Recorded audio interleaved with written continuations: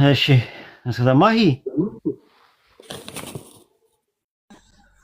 ሰላም እንዴት ነህ ኡስታዝ? ሰላም ነሽ ወይ ማሂያችን? አለሁኝ የቲቶ ድምቀት እግዚአብሔር ደህና ይመስገን ነሽ? ሁሉ ሰላም ነው? አለሁ። አሁን ለምሳሌ ማሂን አሁን ኢየሱስ ለምሳሌ ይመስገን። ለማሂ አሁን ስለ ኢስላም መልእክት በደንብ ሰምታለች። ከዚህ በኋላ ለእኛ ለእሷ ምንድን ነው የሚያስፈልገን? በቃ ጥሩ ወዳጅነት። ውሳኔው የእሷ ነው። ከአላህ ጋር ያልጨረሰችው ነገር አለ እንድጨርስ እናደርጋለን እንጂ እንትን አንላትም ማለት ነው። የሆነ ማለት እኛ የምናምነውን ካልተቀበልሽ እኛ ቤት አትመጪም፣ መልካም ጉርብትና አይኖረንም፣ ጥሩ ግንኙነት አይኖረንም፣ ወዳጅነት አይኖረንም አንልም። ራሱ የጋራ ሴት ብዙ ነገር ስላለን ይኸው በአማርኛ እንግባባለን፣ ተመሳሳይ ቋንቋ አለን፣ ተመሳሳይ ባህል አለን፣ ኢትዮጵያዊነት የሚባል ነገር አለን። ስለዚህ ከዛ አንጻር ተከባብረን መኖር እንችላለን ለማለት ፈልጌ ነው። እንዴት ነሽ? አለሁ ይመስገን ደህና ነኝ። እንዴት ነህ? ለሁለት ወር ኦርቶ ሆናለች ትላለች ወቅት ፊላ። አዎ ኦርቶዶክስ ሆንሽ? አይ ጾሙን እየጾምኩኝ ስለሆነ እኮ ነው። የኦርቶዶክስ ጾም አለ የለ የአብይ ጾም። አብይ ጾም እየጾምሽ ነው? አብይ ጾም የኦርቶዶክስ ብቻ አይደለም ራሱ የፕሮቴስታንትም ጭምር ነው። አትናቴዎስ ነው የደነገገው ታውቂያለሽ? ጾሙ ብሎ አብይ ጾም የሚባለው ታላቁ ጾም እኛ ከጀመርን በኋላ ነው ታዲያ የወጣው እኮ። አሁን ራሱ ሙሉ ወንጌልም እኮ አውጥታለች። ሙሉ ወንጌል የጾም እንትን ግን የኦርቶዶክስ ከተጀመረ አትናቴዎስ ነው ጾሙ ያለው አይደል? ያን 40 ቀኑን ጾሙ ያለው አትናቴዎስ ነው። ማን ነው ጾሙ ያላችሁ? አረ እኛ እሱም ብሏል። ግን እኛ የምንፈልገው ኢየሱስ ስለ ጾመው ነው የምንጾመው። ማቴዎስ ወንጌል ነው ኢየሱስ የጾመው ጾም 40 ቀን 40 ሌሊት ነው። ምንም ምግብ አልበላም። እንደዛ ነው የምትጾሙት እናንተ? እኛ አንችልማ 40 ቀን 40 ሌሊት እኮ አላለማ እሱ ሙሴና ኢየሱስ 40 ቀንና 40 ሌሊት ምንም ምግብ ሳይበሉ ነው የጾሙት። ታምር ነው የነሱ። እነሱ የጾሙትን ጾም መጾም አትችሉም። አንደኛ። ሁለተኛ ነገር ደግሞ ጾሙ ብለዋል 40 ቀንና 40 ሌሊት ያላሉ። እሺ ኢየሱስ የጾመው 40 ቀን ነው። ኦርቶዶክስ የሚጾሙ ስንት ቀን ነው? ስንት ቀን ነው ተቀለ? 55 ቀን ነው የሚጾሙት። 55 ቀን 15ቷን ይጨምራሉ ለንጉስ ብለው ታውቂያለሽ ይሄንን? አረ አላውቅም። እንዴት የኢየሱስ ክርስቶስን ጾም ከሆነ ኢየሱስ የጾመው 40 ቀን ነው። እናንተ ለምንድን ነው 55 ቀን የምትጾሙት ብለሽ ጠይቂያቸው ኦርቶዶክሶችን። ጉድ! ይሄ ግድ ነው ታዲያ። ይሄ ማይንም የተከተልኩኝ ስለሆነ መጾም አለብኝ እንጂ ሰው ሰራሽ ነው ራሱ። ፋሲጋንም ገናንም የሚጾመው ጾም ምንድነው? ፍልሰታም የሚጾመው ጾም 7ቱ አጽዋማት የሚባሉት በአጠቃላይ ጦሞቹ በአጠቃላይ የሚጦሙት ሰው ሰራሽ ናቸው ራሱ ማለት ነው። አጽዋማትን ያወጡት ሰዎች ናቸው። ሰው ሰራሽ ነው። ቅዳሜና እሑድን ቆጥረህ ነው ወይስ እንዴት ነው? ቆይ ይሄ ሌሎቹን አይመለከተኝም። እኔ ቅዳሜና እሑድንም ተቆጥሮ ነው። ቅዳሜና እሑድ አይጾሙም ራሱ። ቅዳሜና እሑድ አትጾሙም ያላቸው ማን ነው? ማን ያላቸው? ቅዳሜና እሑድ ሰንበት ነው። ሰንበት ስለሆነ ነው። እኔ ማን እንዳላቸው አላውቅም። ሰንበት ቅዳሜ ነው ወይስ እሑድ ነው? እንደ መጽሐፍ ቅዱስ እንደ አይሁዳውያን ቅዳሜ መሰለኝ። ቅዳሜ አሳው ሰንበትን ነው ምናምን ይባላል።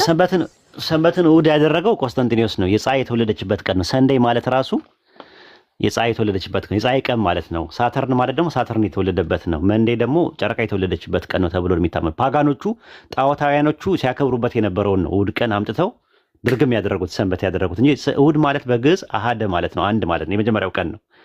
ሰኞ ማለት ደግሞ ሰኔ ነው፣ ደገመ ነው፣ ሁለተኛ ቀን ነው። ረቡዕ ረባዓ ነው ራሱ ማለት ነው። ማን ነው? ማክሰኞ ማለት ማግስት ማለት ነው፣ ሶስተኛው ቀን ማለት ነው። ረቡዕ ረባዓ ነው፣ አራተኛው ቀን ነው። ሐሙስ 5 ነው። አርብ ደግሞ አረበ ነው፣ ራሱ ሰበሰበ ነው፣ የመጨረሻው እንትን ነው። ከዛ በኋላ ቅዳሜ እነሱ ስለሚፈልጓት ቀዳሚት ብለው አሏት። ቀዳሚት ያሏት ምንድነው? ሁለተኛው ሰንበት ስላለ ነው። እሑድን ሰንበት ስላደረጉት የመጀመሪያዋ ሰንበት ማናት? ቀዳሚት ናት፣ የቀደመች ናት ብለው ሲሉ ቅዳሜ ብለው አሏት ይላል። ስለዚህ የመጀመሪያው ቀን ማን ነው? እሑድ ነው። ቅዳሜ ነው ሰንበት። በአይሁዶችም ከሄድሽ ማለት ቁርአን ላይም እንደዛ ነው። ሰንበት የሚባለው 7ኛው ቀን የሚባለው ቅዳሜ የሚባለው ነው። ሰንበት የሚባለው በቅዳሜ ቀን እያለ ነው ቁርአኑ የሚናገረው ማለት ነውና ይሄኛው አለ። አሁን ጥያቄያቸው ምንድነው? በቅዳሜ ቀን መጾም የተከለከለ ነው የሚል ወይም ደግሞ በሰንበት ቀን የተከለከለ ነው የሚለውን የደነገጉላችሁ ሰዎች ናቸው ነው እኛ ፖይንታችን። ሰው ሰራሽ ነው። ለምሳሌ አሁን በቁርአን ስትመጪ እና በሐዲስ ስትመጪ መቼ ነው መጾም ያለብን? ረመዳን፣ የረመዳን ወር ላይ ነው የምንጾመው። ቁርአን የወረደበት ማን ያለን? አምላካችን አላህ ሱረቱ በቀራ ምዕራፍ 2 ቁጥር 186 ላይ ማለት ነው። መቼ ነው የምንጾመው? ከምንድን ነው የምንጾመው? ከፀሐይ መውጫ እስከ ፀሐይ መጥለቂያ ነው ራሱ።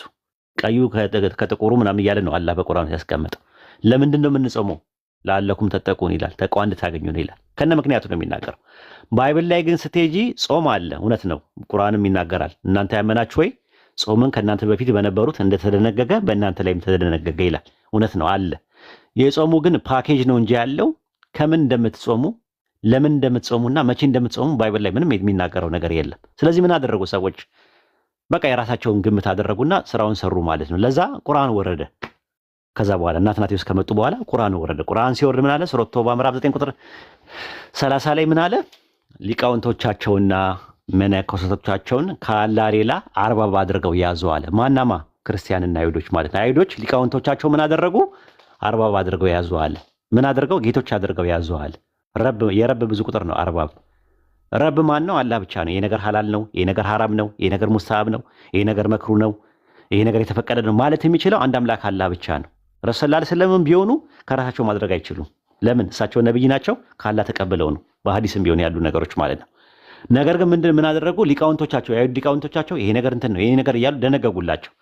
ታልሙድን ምናምን ስታነቢ ማለት ነው። ከዛ በኋላ ደግሞ ምን አደረጉ? ክርስቲያን ደግሞ መነኮሳቶቻቸውን ከአላህ ሌላ አርባብ አድርገው ያዙ ይላል። በጣም በጣም እንትን ነው፣ ከባድ ነው። ተወይደል ሩብያ ላይ ወይም ደግሞ የአላህን ጌትነት አላህ ዓለማትን ሲያስተዳድር ህግ አውጪው እሱ ነው መሆን ያለበት። ሰዎች ግን እናት አትናቴዎስ መጥተው ይህንን ሁዳዴ የሚባል ነገር ጾሙ። ሁዳዴ ማለት ምን ማለት ነው? አብይ ጾም ማለት። አብይ ማለት ታላቅ ማለት ታላቅ ጾም ብለው አሉት። ከዛ ደግሞ ጨመሩና የገና አሉት። ከዛስ የሰኔ ጾም ይባላል፣ የሐዋርያ ጾም ይባል ደግሞ ቀጠሉ። ከዛ ፍልሰታ አሉ። አሁን ደግሞ በቅርብ ደግሞ በእኔ እድሜ ደግሞ የተጨመረ አንድ ጾም አለ፣ 8ኛ ጾም የተጨመረ አለ። ማን የሚባል? ጳጉሜ የሚባል አለ። ጳጉሜን መጾም ተጀምሯል። ማን ያወጣው? ኢትዮጵያ ውስጥ ያሉ እንትኖች ናቸው፣ ሊቃውንት ናቸው ያወጡት። ጳጉሜን በፈቃደኝነት ይጾማል። ድሮ የነበሩ ጾሞች አሁን ከፍልሰታና ከአብይ ጾም ውጭ የጽጌ ጾም የሚባለው ራሱ ማን ነው የሰጠው ሲባል በፍላጎት ላይ የተመሰረተ ነው ብሎ ይሉ ነበር። አሁን ደግሞ ከፍላጎት አልፎ ምን ሆኗል? ከሙስታሀብ አልፎ ፈርድ ሆኗል በእነሱ።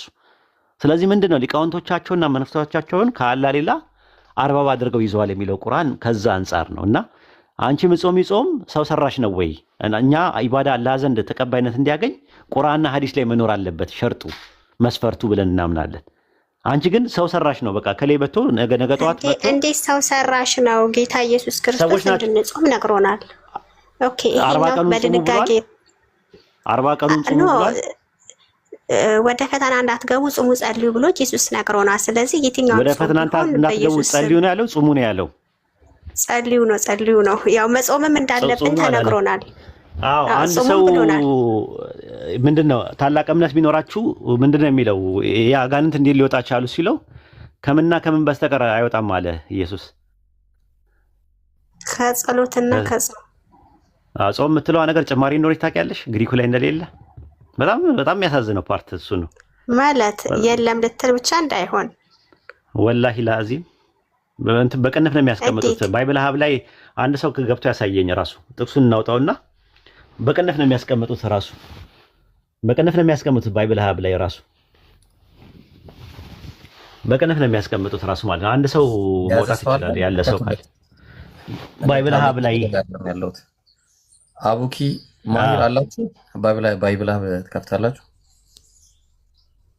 አሚሮ አለ። እኔ ያለሁኝ መክፈት እችላለሁ።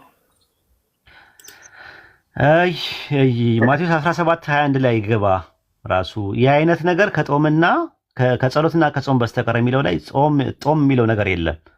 እኔ ወላሂ እንደዚህ አይነት ነገር ስንት እንዳለኝ ታውቃላችሁ? 50 አለኝ ባይብል ላይ። አዎ ግሪክኛው ላይ የሌለ አማርኛው ላይ ሰዎች በተለምዶ የሚያነቡት ጥቅሶች ማቴዎስ 17:21 ላይ ያወጣለት። እሺ ስታዚ ያወጣ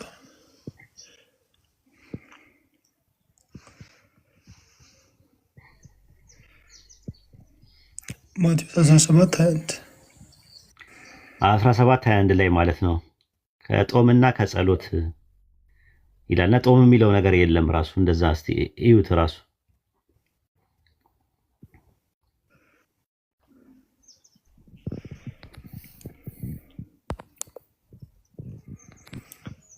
ያው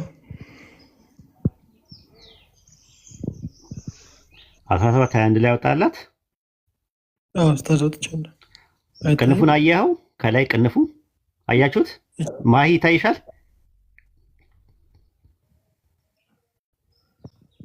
ይታይሻል? ቅንፍ ይታየኛል። አዎ እንዳለ ግሪከኛው ላይ የለም ይሄ ነገር። ስለዚህ በቅንፍ ነው ያስቀመጡት ባይብል ሀቦች። ግሪከኛው ላይ የለም፣ ማኑስክሪፕት ላይ የለም ብለው ስላሰቡት በቅንፍ ነው ያስቀመጡት። ቅንፉ ይታይሻል? ዝጋው፣ መዝጊያው ከነ መዝጊያው።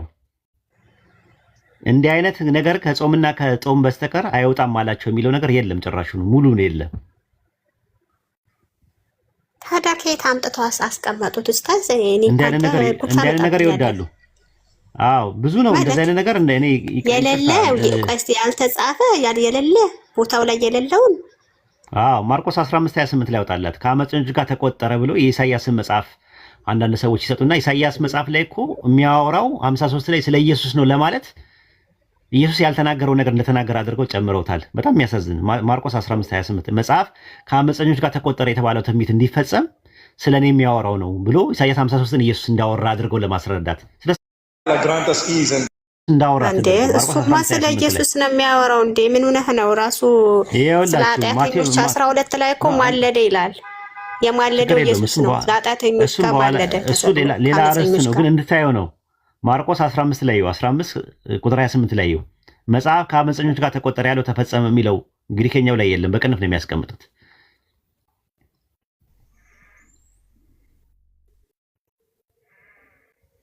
ገብቶሻ? እኔ አሁን የፈለግኩት ኢሳይያስ 53 ለኢየሱስ ነው የሚያወራው አይደለም ጥያቄው። ኢየሱስ ያላለውን ለምንድን ነው የምናስዋሸው? ኢየሱስ ያላለውን ነገር ለምን እዚህ ጋር ከጾምና ከጾም በስተቀር እንዲህ አይነት ነገር አይወጣም ብሎ ያላለውን ነገር ኢየሱስን ለምን ይጨመራል ነው የኔ ጥያቄ። ኢየሱስን ለምን እናሳሸዋለን? ውሸት ነው ማለት ነው። የሆነ ያልተባለ ነገር ተጨምሯል። ኢየሱስ አላለም ነው ፖይንታችን ያለ ነው እንጂ እኮ ኢየሱስ ዋሽቷል አይደለም ያልን ያለ። ኢየሱስ ያላለውን ነገር አላለም። ከመጀመሪያውኑ ጀምሮ አላለም። ከየት አመጣችሁት ነው? አማርኛ አንድ እንትን ላሳይሽ። የኢትዮጵያ መጽሐፍ ቅዱስ ማህበር ሄጄውላ በአካል ሄጄውላ አናገራቸዋለሁ። የደነገጡበትን ጥቅስ ላሳይሽ። ማርቆስ 16:8 ላይ ያወጣላት የኢትዮጵያ መጽሐፍ ቅዱስ ማህበር ራሱ ከየት አምጥቶ ወንጌል አልተበረዘም ለማለት ለሙስሊሞች ጥያቄ ይሁን የተመለሰው አላውቅም። ማርቆስ 16:8 ላይ እንደዚህ የሚል ቃል አለ። በአጭር ጋር ተናገሩ ካለ በኋላ ከዚህ በኋላ ኢየሱስ ራሱ ለዘላለም ድህነት የሆነውን የማይለወጠውን ቅዱስ ወንጌል ከፀሐይ መውጫ እስከ ፀሐይ መጥለቂያ ድረስ በእጃቸው ላከ ይላል። አሁን ለዘላለም የማይለወጥ ከሆነ ቁርአን መምጣት አያስፈልገውም። ይኸው እንዴት እንደተጨመረ። አሁን ከዚያ በኋላ ኢየሱስ ራሱ ለዘላለም ድህነት የሆነውን የማይለወጠውን ቅዱስ ወንጌል ከፀሐይ መውጫ እስከ ፀሐይ መጥለቂያ ድረስ በእጃቸው ላከው የሚለው ግሪከኛው ላይም የለም፣ እንግሊዝኛው ላይም የለም። አዲሱ መደበኛ ትርጉም ላይ ሲያሳትሙት ምን እንዳደረጉ ታውቂያለሽ? ከየት እንደመጣ እናውቅም ብለው አሽቀንጥረው ጣሉት። ከዛ እኔ ምን አደረኩኝ? ኢትዮጵያ ሲሄድ የኢትዮጵያ መጽሐፍ ቅዱስ ማህበር ጋር ሄድኩኝ። በ1854 የነበረው የባይብላችሁ ላይ ይሄው ከፀሐይ መውጫ ምናምን ነገር ይላልና ይሄንን ማን የጨመረው ብዬ ጥያቄ ያቀረብኩላቸው። እኛ የተረከብነው ኮሚቴው የተረከበው አሁን ነው፣ ከኛ በፊት የነበሩት ናቸው። እየታሉ ስላቸው እነዛ ሰዎች በህይወት የሉ። ከየት እንዳመጡት ግን እስካሁን ድረስ መረጃው የለም። ተመልካች ይሄንን ከፀሐይ መውጫ ጠይቂ ከማንንም ሰው ወላሂ ይሄው አላህ ምስክሬ ነው። የቂያማ ቀን አላህ ሸሂዴ ነው። መላእክት ይመሰክሩብኛል በእኔ ላይ። ማርቆስ ወንጌል 16:8 ላይ እንግሊዝኛው ላይና ግሪከኛው ላይ የለም። እስቲ እንግሊዝኛው ላይ ያውጣላት፣ አዲሱ መደበኛ ትርጉም ላይ ያውጣላት። 80 ላይ ይኖር ይሆን አላውቅም። 80 ላይ አንዴ ልመለከተው እስቲ። 80 ላይ አሁን ሲያሳትሙት እንግሊዝኛው ላይ የለም አይደለ? ከፀሐይ መውጫ እስከ ፀሐይ መጥለቂያ የሚለው የለም። 80 ላይ ልመልከተው አንዴ።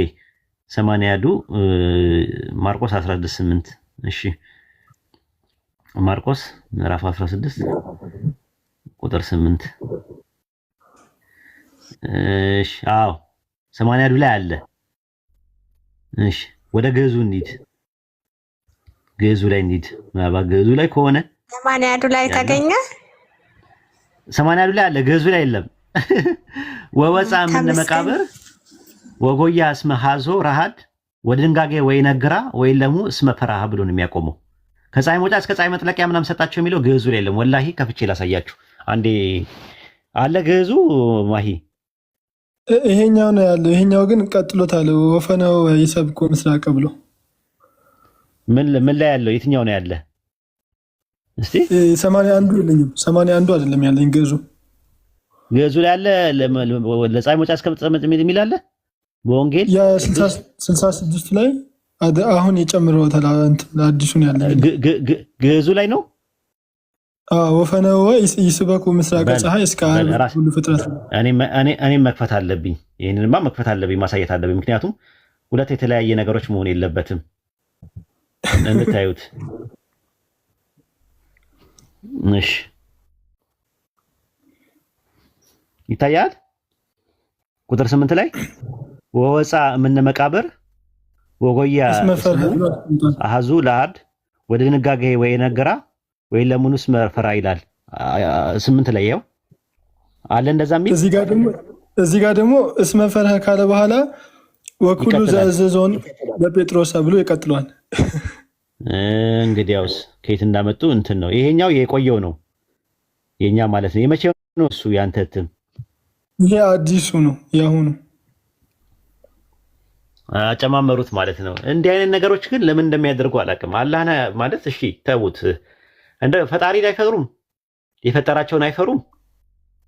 ዝም ብለው ማለት አሁን አንደኛ ዮሐንስ መልእክት ምዕራፍ 5 ቁጥር 7 ላይ በሰማይ የሚመሰክሩ 3 ናቸው፣ አብና ቃልና መንፈስ ቅዱስ ናቸው፣ እነዚህ ሶስቱ አንድ ናቸው ብሎ ጄሮም ጨመረ 382 ላይ። ለምን ይጨምራል? ከምን አንጻር ጨመረው አናውቅም። በ1911 ላይ ኪንግደም ቨርሽን ባይብል ላይ ከጄሮም ወስደው ጨመሩት። 81 ላይ ደግሞ አሁን ኦርቶዶክሶች ጨምረውታል። እስቲ ያው ያንተ ላይ ስላሴን ለማበረታታት ብለው ምንም የሚለውን አንደኛ ዮሐንስ በሰማይ የሚመሰክሩ 3 ናቸው እነሱም አብ ቃልና መንፈስ ቅዱስ ናቸው የሚለውን ምዕራፍ 3 ነበር። አንደኛ ዮሐንስ መልእክት ምዕራፍ 5 ቁጥር 7 ላይ ቁጥር 7 ግዕዙን ይኸውና እስመ ሰለስቱ እሙንቱ ላይ ከሆኑ ሰማይ ብሎ አቀምጦታል እኮ እንትና ዋው ደግሞ መንፈሱ ነው። ግን እንትን የለም አይደል? አብ ቃልና መንፈስ ቅዱስ ናቸው ይላል። አብና እንትን የለም እንደዛ የሚል የለም። ወማይ ወደም እንደዛ ነው። ወከመ ውእቱ መጽአ በማይ ወበደም ወመንፈስ ኢየሱስ ክርስቶስ ወአኮ በማይ ባህቲታ አላ በማይነ ወደሚነ ወመንፈስ ውእቱ ይላል። በውሃ በደም ይመጣ ይላል። እስመ ሰለስቱ እሙንቱ እለ ይከውኑ ስማ። እነዚህ ሶስቱ በአንድ ይስማማሉ አለ። ውሃው ደግሞ መንፈሱ ነው የሚለው። አሁን እንትኑን ነው የማን ነው የ80 እንመልከተው። የሚሊኒየሙ ላይ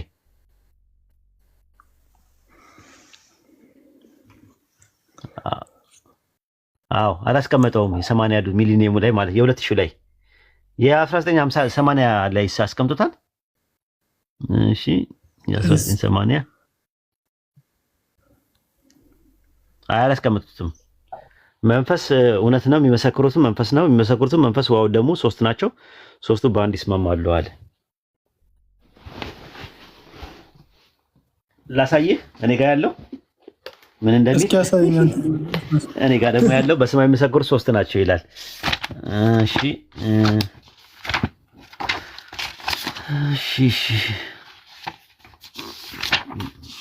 ማለት ፈጣሪ እኮ የሚፈራ ሰው እኮ አይጨምርም። ቢያንስ ታማኝ መሆን አለበት ለቃሉ። ለምን እንደዚህ ህዝቡን እንትን እንደሚያሉት ደግሞ አይናገሩም። ደግሞ እኮ ሰው አያነብም ብሎ ስለሚያስቡ ንቀታቸው ነው እኮ የሚገርመኝ። ሰው እንዴት በዚህ ደረጃ ሰው እንዴት ይንቃሉ?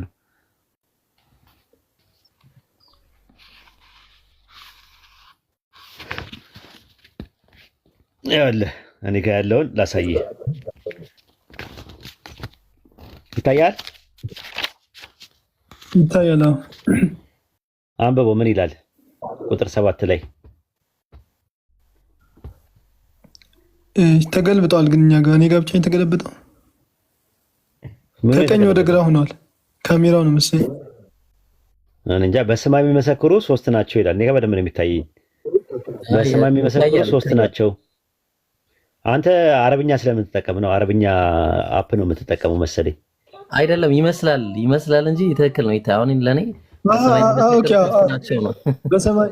በሰማይ የሚመሰክሩ 3 ናቸው።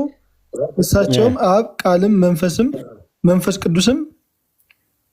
ከዛ 3ቱም ነው የሚለው 3ቱም አንድ ናቸው ያለ መቃየው እንዲህ አይነት ነገር ማጨርወር ለምን ተፈለገ? ለምን ተፈለገ? ይህን ሲያትሙት የ1879 የቁም ጽሁፍ የአባሮሜን ጽሁፍ ሲያትመው የኢትዮጵያ መጽሐፍ ቅዱስ ማህበር ይህንን ጨምሮታል። በሰማይ የሚመሰክሩ 3 ናቸው፣ እነሱም አብ ቃልና መንፈስ ቅዱስ ናቸው ብለዋል። እነዚህ 3ቱ ደግሞ አንድ ናቸው ብሎ ነው የጨመሩት። ለምን ሰው መዋሸት አስፈለገ? ምንድን ነው የሚጠቀሙት? የሚያተርፉት ነገር ምንድን ነው ማለት እኮ ነው እኮ። ለምን ይጨምራሉ እኮ ነው ማሂ፣ ለምን ይጨምራሉ ማለት እንግሊዝኛው ላይም የለም ማለት እንግሊዝኛው ላይ ስልሽ የኤንአይቪ ላይ የለም፣ ግሪኩ ላይ የለም። ላቲን ቡልጌት ላይ ጄሮም ነው የጨመረው ለመጀመሪያ ጊዜ። ቢያንስ ማረም እኮ ነበረባቸው። እንደዚህ ማለት ስላሴን ለመደገፍ ብለው ሰዎች የጨመሩትን ነገሮች ተው ትክክል አይደለም ብለው አንዳንዴ አያወግዙም እንዴ? ራሱ ማሂ የምትባል ልጅ ነበረች ምናምን ብዬ ዮሐንስ ራእይ ላይ ብጨምር ምን ችግር አለው ብዬ ብጨምር፣ አስቢው ምን ችግር አለው ብዬ ብጨምር ራእይ ዮሐንስ ላይ ወይ ደግሞ አንደኛ ዮሐንስ ፌበ የምትባል ልጅ ታስታውሻለሽ? ሐዋርያ ሥራ ምዕራፍ 16 ፌበንን ታውቂያታለሽ? ሲባል ትሰሚያለሽ? የሚገርምሽ ፌበን እኮ ኡክቲፊላ ናት። በዛን ጊዜ የነበረችው ኡክቲፊላ ናት ብዬ ኡክቲፊላን ታውቂያታለሽ አይደል? እኛ ጋር ያለችው እዚህ አድሚን አለች። አሁን ኡክቲፊላ የምትባላለች እዚህ ቲክቶክ ላይ ሪካርደሯ። አዎ እሷ ናት እኮ ብዬ በጽፍ ማለት ነው። ብዬ በጽፍ ምን ይሰማሻል? ይሄ ተው የሚለው ሰው የለም እንዴ? ትልቅ ሰው የለም ወይ እላለሁ። በጣም እንትን ነው። አዎ ለዛ ነው እኔ ክርስትናን አላምንም። እኔ ምንም አላምናቸውም ከትምህርታቸው ጀምሮ ማለት ነው። አንቺ እንደፈለግሽ መሆን ትችላለሽ። ከጌታ ጋር የምትተሳሰቢው አንቺ ነሽ። ከጌታሽ ጋር የምትተሳሰቢው ከአላህ ጋር የምትተሳሰቢው አንቺ ነሽ። አንቺ ጨርሼ ከጌታሽ እኔ መጫንም ምንም ማለት አልፈልግም። ግን ክርስትና እኔ ማልቀበልበት ብዙ ምክንያት አለኝ ብደረድረው ማለት ነው። ማለት እውነትነት ሙሉ ለሙሉ ውሸት ነው እያልኩኝ አይደለም። እውነት ውስጡ ኖሮት ግን በውሸት የታጨቀ ነው። በማር ምንድን ነው በምን የተለወሰ ነው የሚባለው? በምን የተለወሰ ማር ነው የሚባለው አባባል አለ ኢትዮጵያ ውስጥ። አማርኛ እንኳን እየጠፋ ይመጣ። አግዙኝ እስቲ። በእሾህ የተለወሰ ማር ነው አይደለም። በማር የተለወሰ መርዝ ማለት ነው። በማር የተለወሰ መርዝ የሚባል ነገር አለ። ማር ነው ስታዩ ግን መርዝ አለው ውስጡ ማለት ነው። ባይብልን እንደዛ ነው እያደረጉብን ያሉት ማለት ነው። ምስቅልቅሉን እያወጡ ኢየሱስ ያላለውን ነገር እንዳለ ተደርጎ ምናምን እና ለማንኛውም ስጠይቂያቸው አንቺ 55 ቀን ለምን እንደምጾሚ ጠይቂያቸው። 40 ቀን ችግር የለውም የተሰውከ ኢየሱስ ስለጾመው ነው ብለሽ ያዥውና 15ቷን ቀን ግን ለምንድን ነው የምትጾሙት ብላችሁ ጠይቂያቸው። አንደኛ። ሁለተኛ ነገር ደግሞ እንትና ኡስታዚ አሁን ለምሳሌ እርገት አይጾምም አይደለ? እስከ እርገቱ ድረስ እርገት ይሄ አሁን ለምሳሌ ቅዳሜ አርብና ሮብ ምናምን አይጾምም። ጾም የሚባል አይጾምም። ፋሲካ ከተፈታ እስከ 50 ቀን ነው የማይጾመው። ፋሲካ ከተፈታ በኋላ እስከ 50 ቀን። ስለዚህ በቅኖና ውስጥ ታሳቢ ታደርጎ ነው እሱ ከሱ ጋር እንትን ብሎ ከሆነስ ሰው ሰራሽ ነው። በቃ እንዳለ አጠቃላይ የምነግርሽ ነገር ሮብና አርብ የሚባለው ጾም ሮብን ጾሙ አርብን ጾሙ የሚባል ነገር የለም። ራሱ ሰው ሰራሽ ነው። እንዳለ ሰዎች ናቸው የተደነገጉት በዘመናት የተለያዩ ሰዎች ናቸው የሚደነገጉት ማለት ነው። ፕሮቴስታንት እኮ መንፈሳችን እኛ ከአምላካችን ጋር እኮ የምንገናኝ ጾም እኮ በማንኛውም ሰዓት ጾም ይችላል። ስፔሲፋይ ተደርጎ ስፔሲፋይ በዚህ ቀን ጾሙ ተብለው አልተነገራችሁም ነው። በግል ደረጃ እሱ የግል ጾም ነው። ኢየሱስም ስለ ግል ጾም ነው ያወራው። የግል ጾም ስትጾሙ እንደዚህ ሆኑ፣ ፊታችሁን ቅባት አትቀቡ፣ ለሰዎች አታስተዋውቁ ምናምን ያለው የግል ጾም ነው። በተረፈ የማህበር ጾም ወይም ደግሞ የጀማ የሚባል ጾም የላችሁምና እኛ ጋርም እኮ የግል ጾም አለ።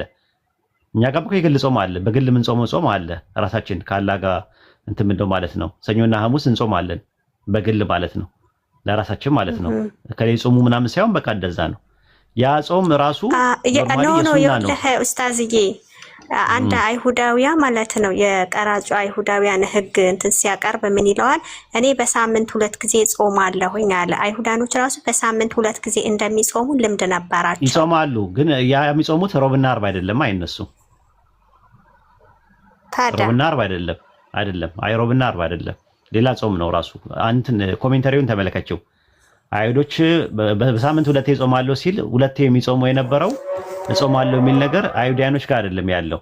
እኔ በሳምንት 2 እጾማለሁ ያለው የራሱን የሰውየውን የግል አመለካከት ነው የነገረን እንጂ ስፔሲፋይ ተደርጎ ሮብ ነው፣ ሐሙስ ነው፣ ሰኞ ነው የሚል መጽሐፉ ላይ የለም። ገባሽ?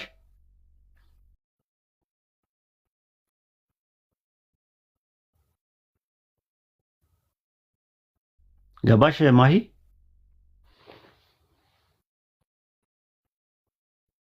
ማያለሽ አለው እኔ ኡስታዝ አንተ አለ ኦኬ። እና እንደዛ ነው። ሰው ሰራሽ ነገር ይበዛዋል። ብዙ ነገሩ ሰው ሰራሽ ነገር ይበዛዋል። ሪስፔክት አለኝ ለምታምኑበት ነገር፣ ለምታስቡት አስተሳሰባችሁን አከብርላችኋለሁ። ነገር ግን እኔ የማልቀበልበት ምክንያት ብዙ ምክንያት አለ። ምክንያቴን ደግሞ ስናገር በተናገርኩበት ቅስፈት ውስጥ 2 ሰው 3 ሰው ይሰልማል። አልሐምዱሊላህ። በጣም አሁን ላንቺ አሁን እየነገርኩሽ ከስር እንትን ላይ ይመጣሉ፣ ሜሴንጀር ላይ አሁን ይመጣሉ፣ ሜሴንጀር ላይ ይመጣሉ ማለት ነው። ወይ ደግሞ ሌላ ቀን ደግሞ ይመጡና ተምታታብን ምናምን ሞባይልን ወረወርኩት ምናምን ይላሉ። እንደ ተርላ አይነቱ የመጀመሪያ ቀን ስሰማ አለ ሞባይልን ወረወርኩት አለ፣ ተናድጄ አለ። ምን አይነት ሰው ነው? ከዛ አናደኸኝ አለ። ከዛ ቀጠልኩና አለ መጨረሻ ላይ ግን እኮ የሚናገረው እውነቱን ነው ማለት ጀመርኩኝ አለ። ከዛ የመጀመሪያ ቀን ኢብራሂምን መተው ይሰድቡታል እዚህ። ከዛ በሚቀጥለው ቀን ሲበዝ ቀዝቀዝ ይላሉ። ከዛ ከ2 ከ3 ወር በኋላ ሻሃዳ መያዝ ፈልጋለሁ ኢብራሂም ይሉታል። ማሻአላ እኔ ምለውን ተከታይ ያስገደደች ሰው አለ ምናምን ማለት ይጀምራል። ጃቢርም እንደዚህ መርፌ ይወጋና የሆነ ሰዓት ላይ ሲመጡ እንደዛ ነው። እኛ የምንመጀንበት ካላህ ስም ውጪ ሌላ ማንም የለም ምናምን ይላል። እሱ ደግሞ ይመጣና ማለት ነው እኛ እንትን ነው ሰው የሆነው አምላክ ሰው ሆኗል ይላቸዋል። አዎ ኦኬ የአምላክ ማን ነው? ወልድ ነው። ኦኬ አብ ሰው ሆኗል? አልሆነም። አብ አምላክ ነው? አዎ። ስለዚህ ሰው ያልሆነ አምላክ አለ? አዎ። ስንት አምላክ ነው ያለው? 2። አይ 1 እንዴ ማለት ሰው ያልሆነና ሰው የሆነውን ቁጠርልኝ። አይ ይሄ እንትን ነው ምናምን። ከዛ የሚቀጥለው ቀን ሲመጡ ሄደው እዛ ቤት ያለቅሳሉ አስተማሪዎቻቸው ጋር ሄደው ማለት ነው። እሱ እኮ ይኸውልህ ወሂድዬ ድብልቅልቅልቅልቅ እንደው አንድ አይነት ጥያቄ በፈጣሪ ያለ እስኪ ሆነ ነገር በለው ጌታን ምን እንዴ ትክክለኛ ጥያቄ እኮ ነው የሚጠየቀው ራሱ ማለት ነው። ኢየሱስ ምድር እኮ ነው የሚጠየቅህ። ለአመታት አንድ ጥያቄ ጠይቀናል እንዴ። ኢየሱስ ምድር ላይ ያለ ማንን ነው የሚያመልከው የነበረው? ማሂ ታቱ ጋር ይነጋገራል ተባለ እኮ ተነግሮታል እኮ ማንን ነው የሚያመልከው የነበረው ነው የጠየቅሽው? ማምለክ አይባልም ለኢየሱስ ክርስቶስ እናመልካለን ይላል። ኢየሱስ ከተዋሃደ በኋላ ፍጡር ምናምን የሚባለው ነገር ቀርቶ እናመልካለን። እስቲ ዮሐንስ ወንጌል 4:24 ላይ አንድ ያወጣላት 4:22 ላይ ያወጣላት ማሂዬ እንግሊዝኛውን ያወጣላት ዊ ወርሺፕ እናመልካለን አመልካለሁ ነው የሚለው። አብን በእውነትና በመንፈስ መመለክ አለበት አለ። የትም ቦታ ሆናችሁ መመለክ የሚገባው አብ አምልኮ ይቀበላል ይወዳል። ምን አይነት አምልኮ ይወዳል? የትም ቦታ ሆናችሁ የምታመልኩት አምልኮ። እኛ ደግሞ ምን እናደርጋለን አለ? በእውነትና በመንፈስ እናመልካለን አለ ኢየሱስ። እናመልካለን ዊ ወርሺፕ እናመልካለን ይላል። አመልካለን ይላል። ራሱም እናመልካለን ሲል ራሱን እያካተተ ነው ወይ? ታዲያ የአምልኮ ከአምልኮ ውስጥ ያላደረገው ነገር ኢየሱስ ነገር እያስረዳት ነው። እያስረዳት እንዴት ማምለክ እናመልካለን የሚለው ማንን ጨምሮ ነው? ራሱን ጨምሮ አይደለም እንዴ? እንዴት እሱ ነው እንጂ ሊመለክ የሚገባው እንዴት እናመልከዋለን ይላል እኮ። ከአምልኮ ውስጥ ያላደረገው ነገር አለ ኢየሱስ። አሁን አምልኮ ማለት በውስጡ ጾም፣ መፍራት፣ መጸለይ ምናምን ያካትታል አይደለ? አዎ አድርጓል። አልጾመም ኢየሱስ? ጾሟል። አምላክን አይፈራም ነበረ? ይፈራል። አምላክን ይፈራል። ይጸልይ ነበር ወደ አምላክ ይፈራል። ኧረ ይፈራል። እኔ አላቅም አያገባኝም። ጊዜው ማርና ክርስቶስ ይፈራል አላለኝ። ዕብራውያን 5:7 አውጣላት። ቶሎ በል ማሂዬ አንብብላት እንዴ። ዕብራውያን 5:7 ቶሎ በል ማሂዬ አንብብላት።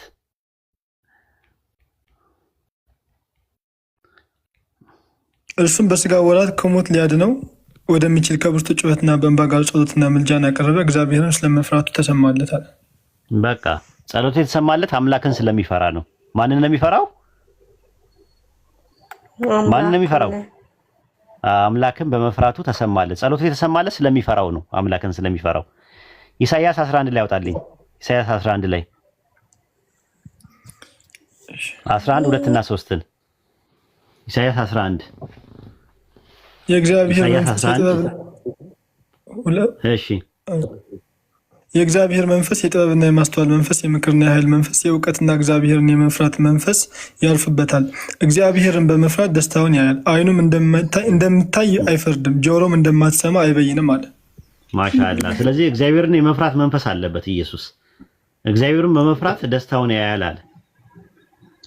ደስታውን ያያል አለ። እንኳን አይደለም እግዚአብሔርን ፍጡራንም ራሱ ይፈራል ኢየሱስ የሆነ ሰዓት ላይ ፈርቶ ላበላብ ሆኖ ነበር።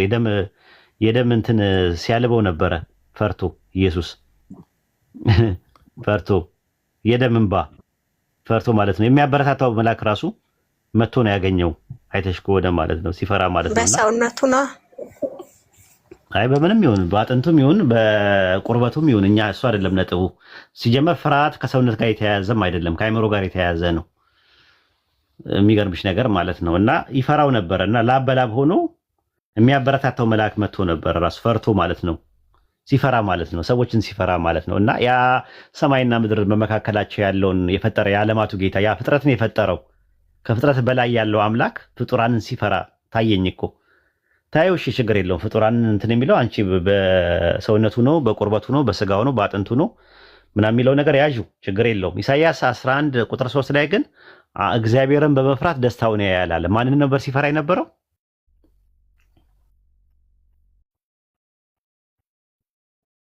ቱ ለኢየሱስ ብቻ ነው።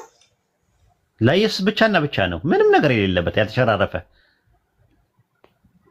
በቃ ለመሲሁ ብቻ የተነገረ ለሌላ አይደለም። ብቻ አይሁዳኖችም እንደዛ ነው የሚያስቀምጡት። ለመሲሁ ብቻ ለኢየሱስ ብቻ ከኢየሱስ ውጭ ለሌላ አካል የለም። እግዚአብሔር መንፈስ ያርፍበታል እንትን መንፈስ ያርፍበታል ተብሎ ያለው ለኢየሱስ ነው። ለኢየሱስ ለመሆኑ ደግሞ ዕብራውያን ማን ነው ሐዋርያ ሥራ ምንድነው ሮሜ 11 ላይ ጳውሎስ ይጠቅሳል። ከእሴ ግንድ በትር ይወጣል ከስሩም ቁጥቋጦ ያፈራል የተባለው ስለ መሲሁ ነው፣ ስለ ኢየሱስ ነው። ራሱ እግዚአብሔርን በመፍራት ደስታውን ያያል ይላል ራሱ ማለት ነው። እሺ ኢሳይያስ 42:1 ላይ ያወጣላት። ኢሳይያስ 42:1 ላይ ማይዬ ኢሳይያስ 42:1 ላይ ያወጣላት።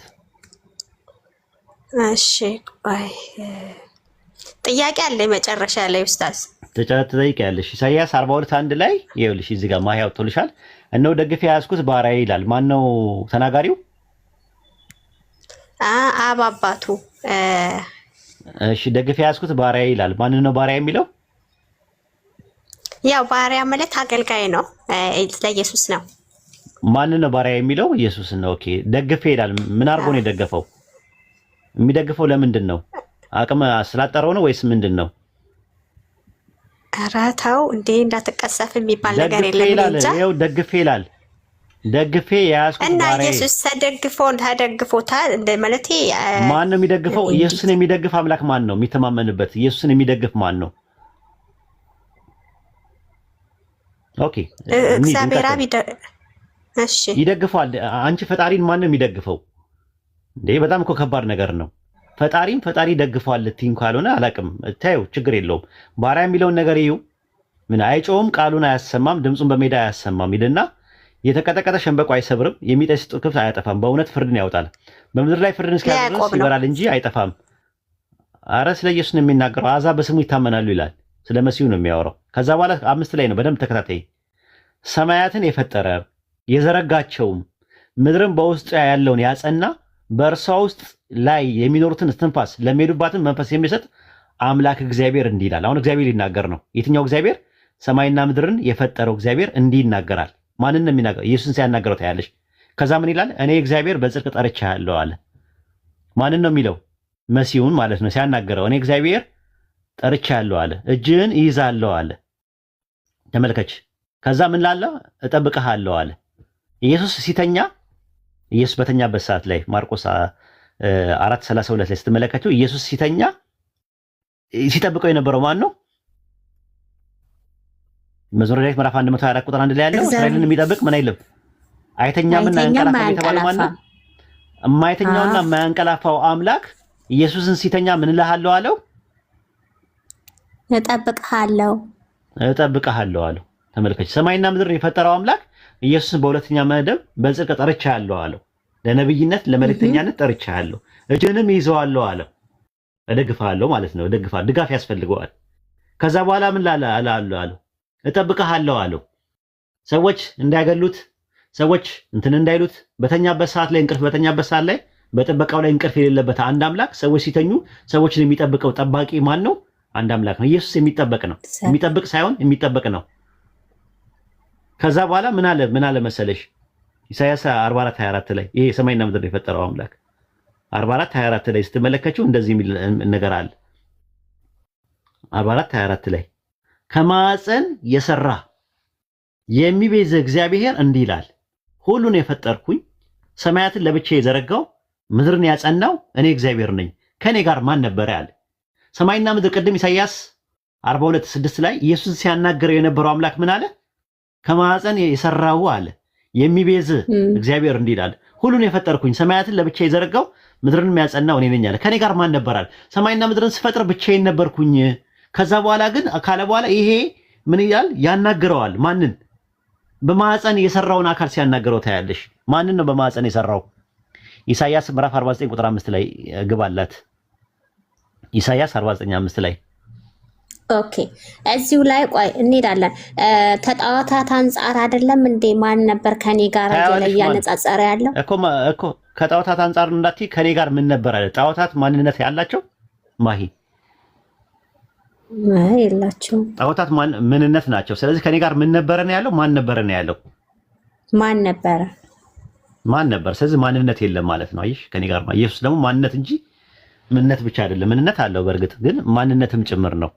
የጠየቀው ማን ነበረ ነው ያለው እንጂ ምን ነበረ አላለም። ኢሳይያስ ምዕራፍ 49 ቁጥር 5 ላይ አንድ የሚናገረው ቁም ነገር አለ። ይሁንማ አሁንም በእግዚአብሔር ዓይን ከብሬአለሁ፣ አምላኬ ጉልበት ሆኖኛል፣ ያዕቆብን ወደ እርሱ እንድመልስ እስራኤልን ወደ እርሱ እንድሰበስብ ባሪያ ሆኖ ዘንድ ከማዕፀን ጀምሮ የሰራኝ እግዚአብሔር እንዲህ ይላል። ከማዕፀን ጀምሮ ምን ያለኝ ሰራኝ። አሁን እዚህ ጋር መሲሁ የተናገረ ነው። መሲሁ ነው። የመሲሁ ጥቅስ ነው እንዳለ ቸርች ፋዘርስ ለመሲሁ ነው ይላሉ። አሁን ጥያቄው ምንድነው? አምላክ ሆኖኛል አለ። ያዕቆብን ወደ እርሱ እንድመልስ እስራኤልን ወደ እርሱ እንድሰበስብ ባሪያ ሆኖ ዘንድ ኢየሩሳሌም እንደ ጫጩቶቿን በክንፎቿ መካከል እንደምትሰበስብ ሰበስብ ዘንድ ወደድኩኝ አለ። ማቴዎስ 23:37 ላይ ኢየሱስ መጥቶ ስለዚህ ምን አለ? እንድሰበስብ ባሪያ ሆኖ ዘንድ ከማዕፀን ጀምሮ የሰራኝ እግዚአብሔር አለ እንዲህ ይላል። ምን አለው? መሲሁን ሲያናገረው እርሱም አለው ምን አለው? መሲሁን ሲያናገረው የያዕቆብን ነገዶች እንድታስነሳ ከእስራኤል የዳኑትን እንድትመልስ ባሪያዬ ትሆን ዘንድ እጅግ ቀላል ነውና እስከ ምድር ዳርቻ ድረስ መድኃኒት ትሆን ዘንድ ለአሕዛብ ብርሃን አድርጌ ሰጥቻለሁ እያለ ይናገራል። ማንን ነው የሚያናገረው? በሁለተኛ መደብ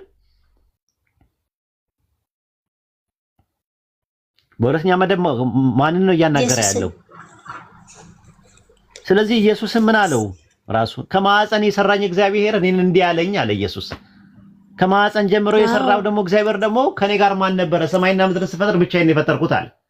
ከማዕፀን ጀምሮ የሰራው ሰማይና ምድርን የፈጠረው አምላክ ኢየሱስን በሁለተኛ መደብ እጠብቅሃለሁ፣ ጠርቻለሁ፣ ለነብይነት ለመልእክተኛነት ጠርቻለሁ እያለ ይናገራል። ከዚህ በኋላ ኢየሱስን አምጥተሽ ፈጣሪ ነው ሰማይና ምድር ሲፈጥር አብሮ ነበረ ብለሽ ካልሽ ለኔ ድራማ ነው፣ ቁማር ነው፣ ተውኔት ነው፣ ቲያትር ነው የሚሆንብኝ። ማለት ጨዋታ ነው የተያያዘው። ፈጣሪ ነው የሰማይና ምድር የፈጠረው አምላክን ነው። አንደኛው አምላክ አንደኛው እግዚአብሔር አብ እግዚአብሔር ወልድን እያናገረ ነው ያለው። እግዚአብሔር ወልድ እግዚአብሔር አብ የሚባለው ፈጥሮታል። እግዚአብሔር ወልድ የሚባለው ለእግዚአብሔር አብ ለሚባለው ባሪያው ነበረ፣ አምላኩ ነበረ ካልሽኝ ይመችሽ፣ ወላሂ ይመችሽ። ሁጃ ቆሞብሻል። ጨርሻለሁ። መቀጠል ትችላላችሁ። ዙሁር ልስገድ። እኔ መውጣት ትፈልጋለህ? ኡስታዙና በቃ ወደ ቤት ተመለሻለሁ። አሁን ላይ ይቀጥሉና ሌሎች ሴትል ሆነን እንቀጥላለን ኢንሻአላህ። ጀዛከላህ ኡስታዙና። እሺ ኡስታዝዬ ወስብሐት ለእግዚአብሔር ወለወላዲቱ ድንግል ወለክብር መስቀሉ። ይቆየን። ማሂ ቆይ። አሰላሙ አለይኩም ወራህመቱላሂ ወበረካቱ። ባል ነገር እንደሆነ ከአምላክ ጋር ወብለሽ ወላዲቱ ድንግል ወደ መስቀሉ የቅድሙን ጥያቄ አልመለሰልኝም። ያሲኑ ልጠይቅ ነበር ግን ኡስታዝ ሊወጣ ነው። ምን አልከኝ? ወይዲታ ክብር ስብሐት ለእግዚአብሔር ወላዲቱ ድንግል ወደ መስቀሉ ክቡር ነው ያልሽው። ምስጋና ለማን አይደለም የሚባለው? ለማን ምስጋና ነው ያልሽው?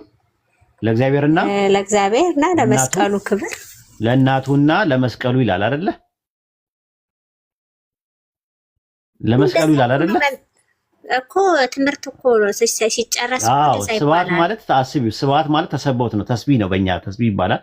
ተሰቦት ነው። ተሰቦት ከአንድ አምላክ ውጪ ለመስቀሉ ይላል ራሱ። መስቀሉ እንጨት ነው፣ ብር ነው ወይ ወርቅ ነው? አይሰማም፣ አይለማም፣ አይናገርም፣ አይጋገርም። እንዴት ነው ስብሐት የሚገባው? እሱን እስቲ ጠይቂያቸው። ጠይቃለሁኝ። እሺ እዛው ላይ ደግሞ ምንድነው ስግደት ምን ይላል? ለወላዲቱና ወለ መስቀሉ ክቡር ይላል። ለመስቀሉም ስግደት ይገባል ይላል። እና መስቀሉ እንጨት ነው፣ ብር ነው ወይ ወርቅ ነው ወይ ብረት ነው?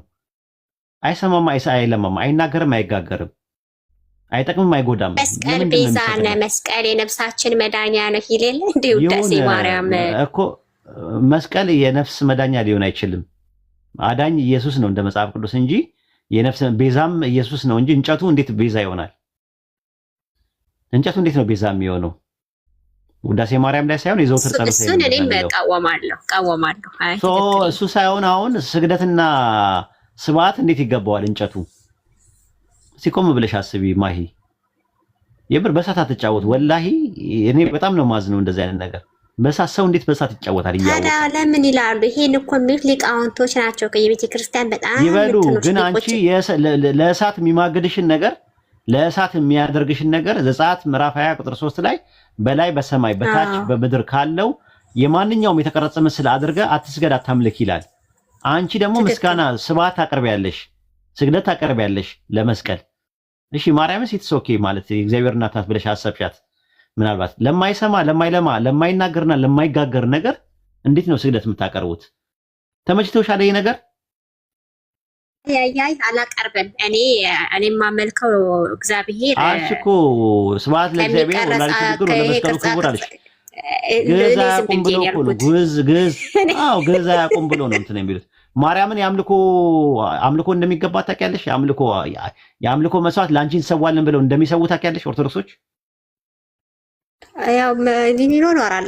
የለም አለለህም ይኖራል። እኔ አላውቅም። እሱ ነው እኮ የምልሽ። ስሉስ ቅዱስ ይላሉ፣ ራሱ ስሉስ ቅዱስ ይላሉ። ስሉስ ቅዱስ ማለት ምን ማለት ነው?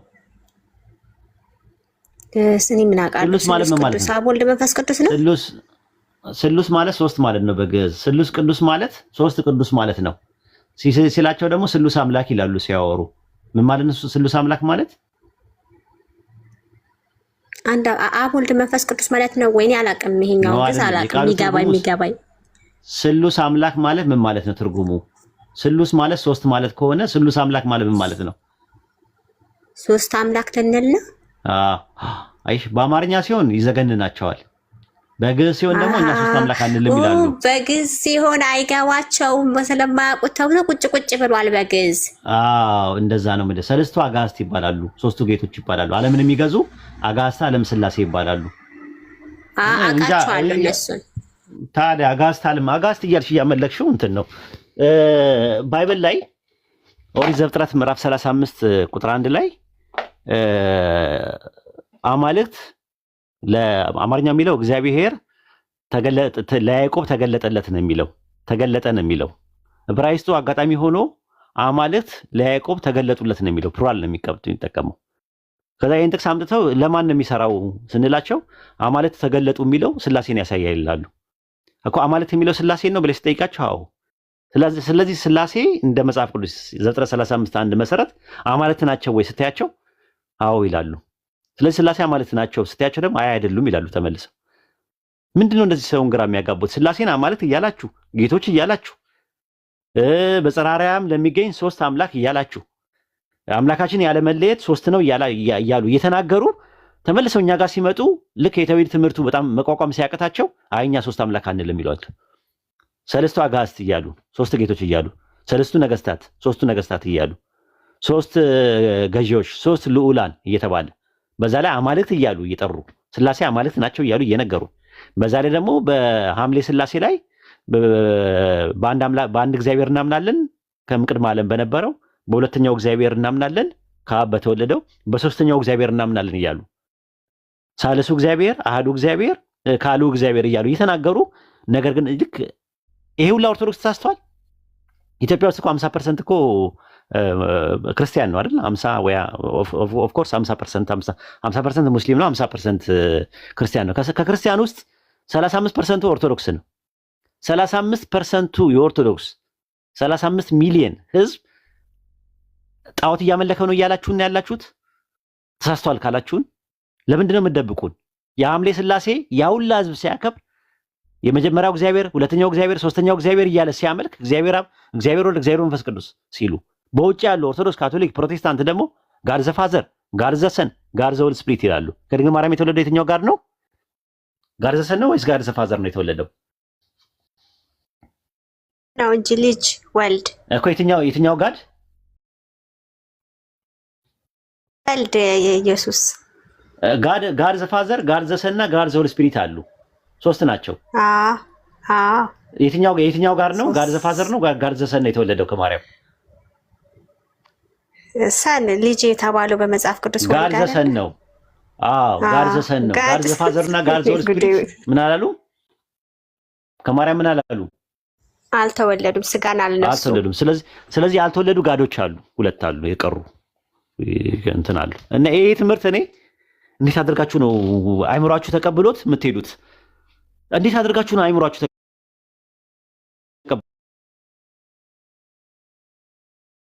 እንዴት እንደዚህ አይነት ነገር እንዴት ሰው ሶስት አካላቶችን ቁጭ አድርጎ ሲያመልክ ማቴዎስ 4:10 ላይ ለጌታ ለአምላክ ስገድ እሱን ብቻ አምልክ ይላል። እርሱ ተብሎ በሲንጉላር የተቀመጠ አለ የሚመለክ። እናንተ እነርሱ እያላችሁ ሶስት አካላትን ታመልካላችሁ። አይምሯችሁን አይቆረቁራችሁም? ሊናችሁን አይቆረቁራችሁም? ተመችቷችሁ ነው የምትኖሩት? ክርስቲያኖች ታች ያላችሁ ሪሊ ተመችቷችሁ ነው? ግር የለውም ነው። ከእናትና ከአባቴ ስላገኘው በከእናትና አባቴም ከጠፋ አብሬ ተያይዘን እንለቅ ነው። አስቡበት፣ ወላሂ አስቡበት። አንደኛ ሶስት አካላትን አምልካችሁ የቁጭ ያሉ ሶስት አካላትን ተውት፣ እነሱ የፈጠሩ ናቸው ብላችሁ ስላሰባችሁ። ይሄኛው ደግሞ ድንግል ማርያም ማህፀን ውስጥ የተፈጠረ አለ። ከድንግል ማርያም ማህፀን ውስጥ ሜካኒካል ፈንክሽን፣ ኬሚካል ሪያክሽን፣ ፊዚካል ፕሮሰስ አድርጎ የመጣ ፊዚካል ኦፕሬሽን አድርጎ ፕሮሰስ አድርጎ የተፈጠረ አለ። ፍጹም ሰው ሙሉ ሰው አለ። ፍጹም መለኮት መጣና አብሮት ተዋህዶት አምልኮ እየተቀበለ ነው ያለው። ወላሂ ስመ ወላህ ፍጡርና ሰው አምልካችሁ ጀነት እንዳታስቧት። ዛሬ ከሰማችሁበት ጊዜ ጀምሮ ውጃ ቆሙባቸዋል። ፍጡር እያመለካችሁ እንዳታስቧት። ሌላው የነ መስቀል የነ መላእክት የነ ማርያም ምናምን ነገር ኦርቶዶክስ ጋር ነው ያለው። ፕሮቴስታንቶችን ነው የምነግራችሁ፣ ከስር ያላችሁ የምታዳምጡ ፕሮቴስታንቶች። ወላሂ ፍጡር እያመለካችሁ ማርያምን አናመልክም፣ ለመስቀል አንሰግድም፣ ምን ውስጥም የለንበትም እያላችሁ ተመልሳችሁ ሶስት አካላት የምታመልኩ ከሆነ ሽርክ ውስጥ ነው ያላችሁት። ተመልሳችሁ ፍጡር እያመለካችሁ ድንግል ማርያም ማህፀን ውስጥ ፕሮሰስ አድርጎ የተፈጠረ ወንድ ልጅ የምታመልኩ ከሆነ ወላሂ ጀነት አትገቡም። ወላሂ ፍጡር አምልካችሁ እንትን አትገቡም። ኢሳይያስ 43:10 ላይ ከኔ በፊት አምላክ አልተሰራም ከኔ በኋላም አይሆንም ነው ያለው። ፈጣሪ አይሰራም ነው ያለው። ኢሳይያስ 49:5 ላይ ደግሞ ከማህፀን የሰራኝ የሚል ነው። የተሰራ አምላክ ነው፣ የተሰራ አካል ነው። ያ የተሰራውን አካል አምላክ አድርጋችሁ የምታመልኩ ከሆነ ወላሂ ሽርክ ነው፣ የጀሃነም ነው የምትሆኑት።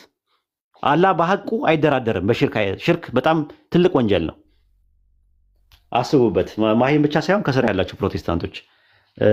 ቀጥል ብሮዬ፣ ይቅርታ አፉ በለኝ በሞኖፖሊ ያዝኩት። ኧረ ኡስታዝ እንዴ ጀዛከላ ኸይር። በጣም ብዙ ትምህርት ነው የሰጠን፣ አላህ ይቀበል። ጀዛከላ። ኦልራይት ሂር ዊ ጎ ጌም። እጃ ሰላም አለይኩም፣ እንኳን ደህና መጣ። ተዋት እያልክ ነው ከታች። እሺ ለማንኛውም ማሂ ኢብራሂም ደህና ነሽ? ወንድም ኢብራሂም ሰላም አለይኩም ወራህመቱላሂ ወበረካቱ። እንዴት ነህ? ወአለይኩም ሰላም ወራህመቱላህ። ደህና ነኝ አልሐምዱሊላህ። እሺ ቆይ አንዴ ያሲኖ ማውራት ፈልጓል። አንድ ነገር ታንብብላት ትፈቅድልኛለህ? በትልቁ አድርገኛ እንዴ ማሂ። አዎ ማሂ ተመልከች። አሁን ባለሽበት ሁኔታ ከሞትሽ ማለት ነው ያቆይሽ ፈጣሪ ያቆይሽ። ነገር ግን አሁን ባለሽበት ሁኔታ ከሞትሽ የሚጠብቅሽን ነገር ተመልከች፣ ሳትጸጸቺ።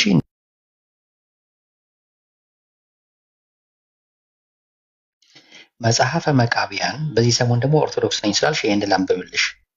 መጽሐፈ መቃቢያን ሳልስ ምዕራፍ 6 ምን ይላል መሰለሽ? ተመልከች።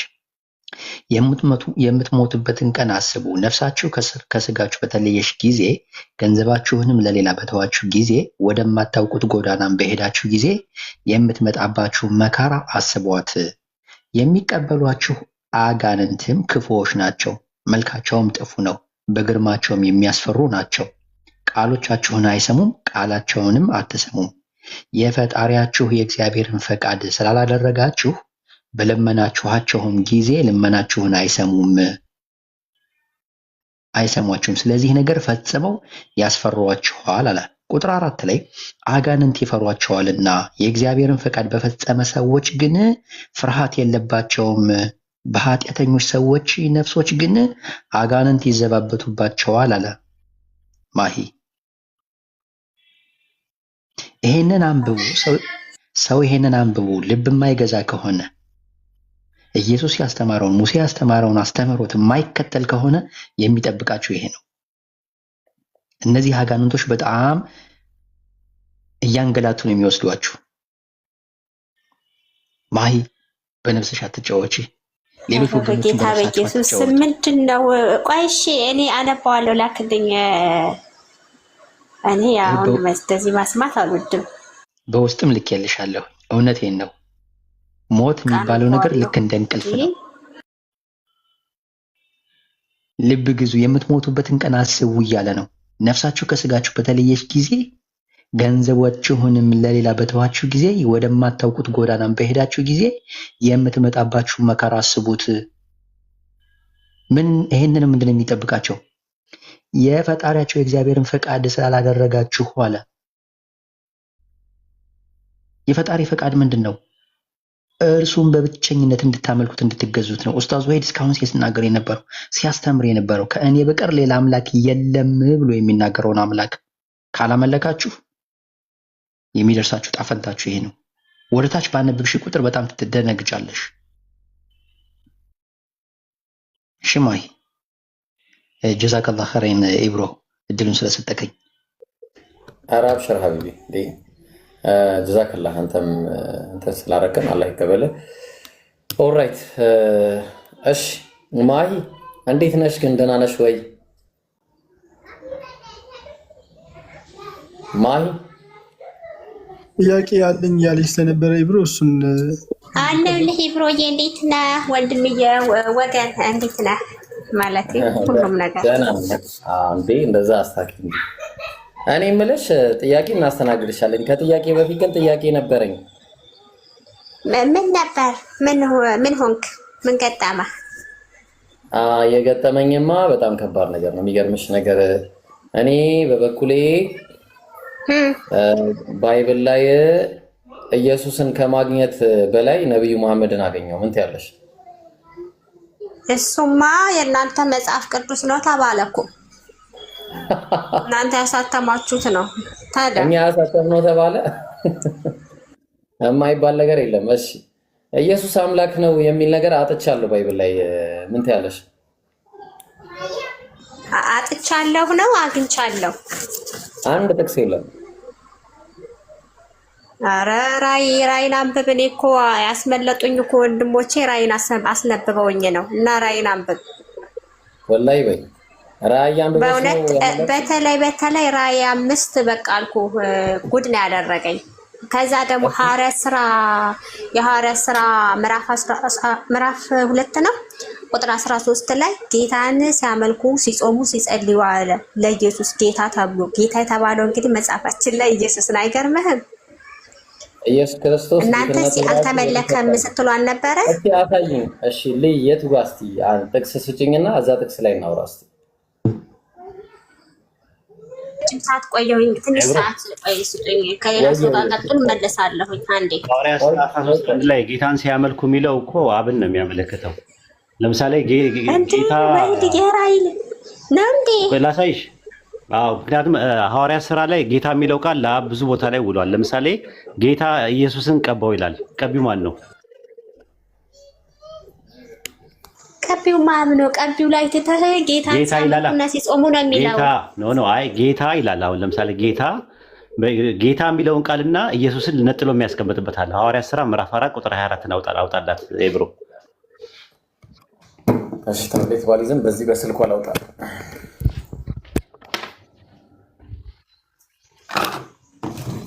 ሐዋርያት ሥራ ምዕራፍ 4 ቁጥር 24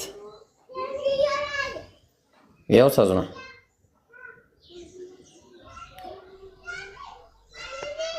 ኡስታዝ አለ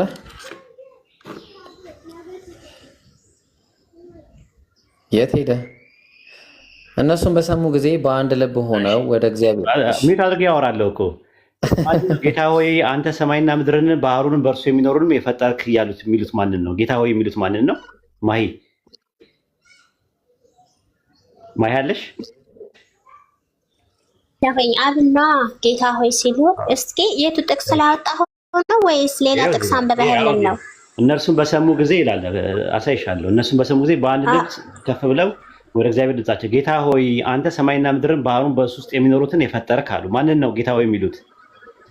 እግዚአብሔር ነው። ይኸው ላሱ ኩባል ከላይ እግዚአብሔር ቀጢ በመንፈስ ቅዱስ በብላቴናው በዳዊት አፍ እንዲህ ብለህ የተናገርክ አምላክ አንተ ነህ ይላል። አሕዛብ ለምን ያጉረመርማሉ? ሕዝቡ ከንቱ ነገር ለምን ያወራሉ? የምድር ነገስታት ተነሱ፣ አለቆችም በጌታና በተቀባው ላይ ተነሱ ይላል። በማና በማ ላይ እና በተቀባው ላይ ጌታ የተባለው ማን ነው? የተቀባው የተባለው ማን ነው? አሃ ከባድ ነው። ቆይ የተቀባው ያው ኢየሱስ ነው። ጌታ የተባለው ማን ነው? እግዚአብሔር ነው የሚሆነው። ኦኬ ጥሩ። ጌታ የተባለው ኢየሱስ ነው እዚህ ጋር። አረ እግዚአብሔርን አንተ ግን ምን ጉር ነህ? አይ እግዚአብሔር አንድ ልጨምር። ቆይ ችግር የለውም አንድ ልጨምርልሽ። ሐዋርያ ሥራ 2:34 ላይ ያወጣላት 2:34 ላይ ያወጣላት። እሺ ጌታ ጌታዬን ጠላቶች የእግር መረገጫ ድረስ እስካደርሰ በቀኝ ተቀመጣለሁ ይላል። ማንን ነው ያለው? ጌታ ጌታዬ ይላል እኮ። ጌታ ማንን ነው በቀኝ ተቀመጠ ያለው? ኢየሱስን ነው። አዎ። ስለዚህ ጌታ የተባለው ማን ነው? አብን ተብሏል። ጌታ ጌታዬ። ስለዚህ ኢየሱስን። አዎ። ግን ጌታ የተባለው ማን ነው? ግን ጌታ የተባለው ማን ነው? እዚህ ጋር ጌታዬ ሳይሆን ጌታ የተባለውማ እዚህኛው ላይ ኦኬ፣ ዳዊት እዚህ ላይ ጌታ የተባለው እግዚአብሔር ነው። ኦኬ። ሉቃስ 2:14 ላይ ያወጣላት አንዴ።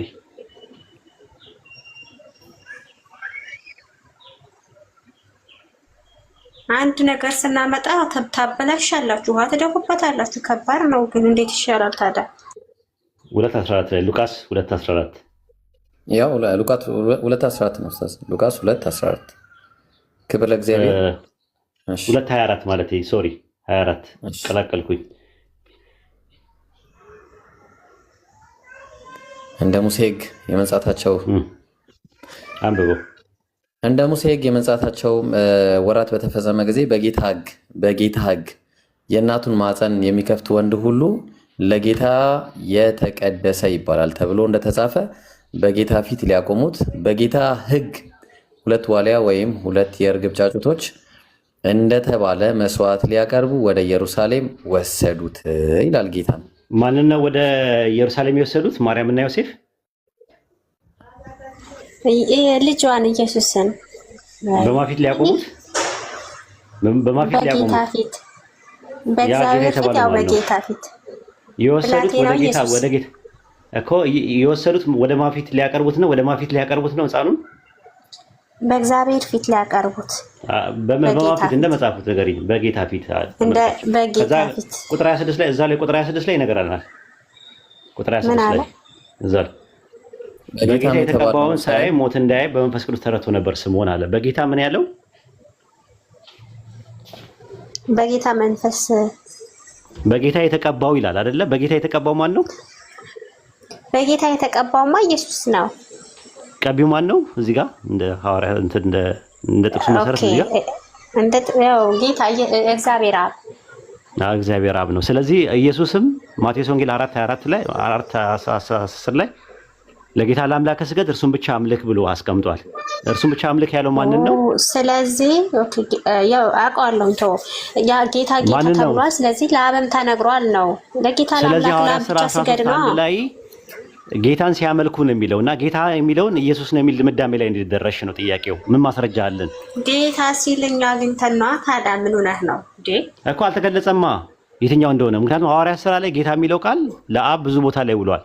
እንደምታየው ብዙ ቦታ ላይ አለ። ኢየሱስም ለጌታ ለአምላክ ስገድ እሱን ብቻ አምልክ ብሏል። ሉቃስ 1:32 ላይ ደግሞ ጌታ አምላክም የአባቱን የዳዊትን ዙፋን ይሰጠዋል አለ። ለኢየሱስ ዙፋን የሰጠው ጌታ አምላክ አንድ ጌታ የተባለ አንድ ጌታ አለ፣ እሱ ነው የሚመለከው አለ። ስለዚህ ሐዋርያት ሥራ 13:1 ላይ ያለው ጌታን ሲያመልኩ ሲል ኢየሱስን ነው የሚል ድምዳሜ ላይ አውዱ ላይ ኬት አመጣችሁት? እኛ ጌታ የሚለውን ነገር አግኝተን ነው አልኩህ እኮ ዝም ብሎ ጌታ ብሎ መባል እኮ የለበትም። ሌላ ደግሞ አለ እንደ ባይብል ያው ጌታ ተብሎ የተጠቀሰው በአብዛኛው ቃል ለኢየሱስ ነው። ሐዋርያት ሥራ 13:1 ላይ ጌታን ሲያመልኩ የነበረው የሚለው አብርሃምን ነው የሚያመለክተው። ለኔ ማስረጃስሽ ጌታን ሲያመልኩ የነበረው አንደኛ ጴጥሮስ 3:5 ላይ ያወጣላት። አንደኛ ጴጥሮስ 3:5 ላይ ያወጣላት አብርሃም ነው ሲመለክ የነበረው። እኔ እስከዛሬ ድረስ ሸውዳችሁኝ ነው። አብርሃም እንደሚመለክ አላውቅም ነበረ። ይሄው ጥቅስ አገኘው። እሺ ላንብበው ኡስታዞች? አንብበው 5 እና 6 እንዲህ በቀድሞ ዘመን በእግዚአብሔር ተስፋ ያደረጉት ቅዱሳን ሴቶች ደግሞ ለባሎቻቸው ሲገዙ ተሸልመው ነበርና እንዲሁም ሳራ ለአብርሃም ጌታ ብላ እንደጠራችው ታዘዘችለት። ነው ጌታ የተባለው። በቃ ጌታ የተባለው እዛ ሐዋርያት ሥራ ላይ ምክንያቱም አብርሃም ጌታ እንደሆነ ተነግሮኛል። ስለዚህ ሐዋርያት ሥራ 13 ላይ ጌታን ሲያመልኩ ነበር ሲል አብርሃምን ሲያመልኩ ነበር ብዬ ተረጉመዋለሁ እኔ። ጉድ ኧረ ተው እንደሱ ይተረጎማል ግን ወይ ሄድዬ እንደው ግን ኢብራሂም ደግሞ የጠየቀሽ ጥያቄ ሌላ ጥያቄ ነው የጠየቀሽ። ኢየሱስ ይመለካል አይመለክም አይደለም ጥያቄው። ኢየሱስ አምላክ የተባለበትን ጥቅስ ባይብል ላይ አጣው ነው ያለው። ቀጥይ። እሱ ደግሞ አጣፍ ብሏል። እኔ አምላክ ኢየሱስ አምላክ የተባለበት የሚገርምሽ ነገር ጠፍቷል። አሁን እንደውም ድሮ እንደውም ትንሽ አለ ምናምን ይሉኝ ነበር። አሁን ጭራሽ የለም። አሁን በቃ እንዳጣን ነው። ምን ትያለሽ? ራእይን አንብበሃል? ራእይ ላይ እኮ መቼም ያ ከላይ ከቁጥር 4 ተወውና ቁጥር 7 እና 8 አንብበዋል። እሱን ተወው። ከቁጥር 4 እንዳትነሳ ማለቴ ያ እንደዛ ምናምን አትበይ። የራሳችሁን ሀሳብ አትስጡበት። ወይም ደግሞ የራሳችሁን መጽሐፍ ቅዱስ ቁጭ አድርጉትና ቁጥር 7 እና 8ን በደንብ ብታነበው አምላክነቱን ይናገራል። ግልጽ ነው። ቁጥር 7 እና 8ን እናንብበውና እስቲ መጽሐፉ ምን ይላል? እስቲ ያው የሚመጣ የሚሞት የሚገርምህ ነገር በጣም ብዙ ነገሮችን ይዳስሳል። ላንብብልሽ። ራዕየ ዮሐንስ ምዕራፍ 1 ቁጥር 7 እነሆ ከደመና ጋር ይመጣል፣ ዓይንም ሁሉ ያዩትን ያዩታል፣ የምድርም ወገኖች ሁሉ ስለሱ ዋይ ዋይ ይላሉ። አዎን አሜን። 4 ነጥብ ዘጋ። አለቀ። አሁን ሌላ ኮቴሽን አለ። ኮቴሽን ያለውና የነበረው የሚመጣው ሁሉን የሚገዛ ጌታ አምላክ አልፋና ኦሜጋ እኔ ነኝ ብሎ አላቆመም። ይላል አለ። ይላል የሚለው ማን ነው? ይላል ነው እንደሚለው እኔ ነኝ ነው እንጂ ያለው። ኧረ ቆይ አንዴ። አይ ማሂ ምንድነው የቀቡሽ? ድለነስ አረደ ወይኔ ጌታ ሆይ እነዚህ ሰዎች እስኪ እኔ ላንብበው። ያለውና የነበረው የሚመጣው ሁሉን የሚገዛ ጌታ አምላክ አልፋ እና ኦሜጋ እኔ ነኝ ብሎ አቆመ። ነኝ አላ ይላል ማን ይሄ መፈለግ አለብን። አሁን ይሄ ምን ፈልግ እንደ እኔ ነኝ የሚለውን ብቻ እኮ ነው ማለት ጌታ ኢየሱስ ሆይ ቆይ ከባድ ወይኔ የተቆራረጠ ድምጽ እንዴ! ይሄ መንፈቀና ነው። የዛሬው መንፈቀና ነው። ወሂድዬ ጌታ ድምጽ የተቆራረጠ ይሰማሻል? ማሂ ምን አልሽ? ይላል የሚለው እንዴት ነው? ዛሬ ነው ያየሁት። እግዚአብሔር ምስክሬ ነው። እኔ ነኝ የሚለው ነው የማውቀው። ለዛ ነው ቁጥር 4 ላይ የምንመለሰው። ለዛ ነው ማን እንደሆነ ልንፈትሽ ነው ከላይ ጀምረን የምንመጣው። አሁን ከላይ ጀምረን እንምጣና እንየው ምን ይላል መሰለሽ። ቶሎ ይሆን ዘንድ የሚገባውን ነገር ለባሪያዎቹ ያሳይ ዘንድ እግዚአብሔር ለኢየሱስ ክርስቶስ የሰጠው አለ። እግዚአብሔር ስንት ነው? አንድ እግዚአብሔር አለና በእግዚአብሔርና በሰው መካከል ያለው መካከለኛ አንድ አለ፣ እሱም ማን ጂሰስ ክራይስት ጂሰስ ይላል። ኢየሱስ አንዱ አምላክ አይደለም። ያው እዚህ ጋር አሁን እግዚአብሔር ለኢየሱስ ክርስቶስ የሰጠው መልእክት አለ። በነገርሽ ላይ እዚህ ሐዋርያ እንትን ላይ እዚህ ራእይ ላይ ብዙ ሰዎች ያወራሉ፣ ብዙ አካላት ያወራሉ። አንዴ እግዚአብሔር ሊያወራ ይችላል፣ ኢየሱስ ሊያወራ ይችላል። በተመሳሳይ ደግሞ ዮሐንስም ያወራል፣ መላኩም በተመሳሳይ ሁኔታ ሊያወሩ ይችላሉ። አሁን እግዚአብሔር ለኢየሱስ ክርስቶስ የሰጠው በእርሱም የተገለጠው ይህ ነው አለ። ኢየሱስም በመላኩ ልኮ ለባሪያው ለዮሐንስ አመለከተ። በምኑ? በመላኩ። መላኩ ሲባል የኢየሱስ መልአክ ሳይሆን በዛ በመላክ ልኮ ማለት ነው። ከዛ ቀጠለና እሱም ለእግዚአብሔር ቃልና ለኢየሱስ ክርስቶስ ምስክር ላየውም ሁሉ መሰከር አለ። የእግዚአብሔር ቃል ሌላ፣ ኢየሱስ ክርስቶስ ሌላ። አየሽው? ዘመኑ ቀርቧልና የሚያነበው የትንቢቱን ቃል የሚሰሙትና በውስጡ የተጻፈውን የሚጠብቁ ብፁዓን ናቸው አለ። ኦኬ ጥሩ። ቀጠለ ቁጥር 4 ላይ ዮሐንስም በእስያ ላሉት ለሰባቱ አብያተ ክርስቲያናት አለ። አንደኛ ካለውና ከነበረው ከሚመጣው። እሺ አሁን ያዥልኝ። ካለውና ከነበረው ከሚመጣው ያዥውና በዙፋኑም ፊት ካሉት አለ። ማን ዙፋን ፊት ነው ያሉት? ካለውና ከነበረው ዙፋን ፊት ነው አይደል? ማሂ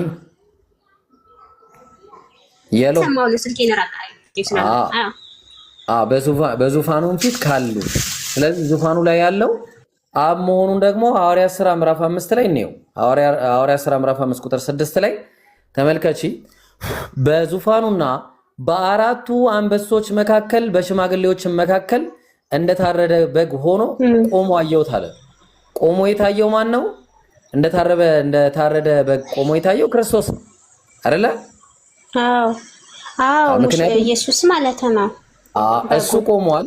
ግን አሁን እዚህ ጋር ቁጥር 7 ላይ መጥቶም አለ እንደ በግ ቆሞ የነበረው እንደታረደ በግ ቆሞ አየሁት የተባለው መጥቶም በዙፋኑ ላይ ከተቀመጠው ከዚያ ከቀኝ እጁ መጽሐፉን ወሰደ አለ።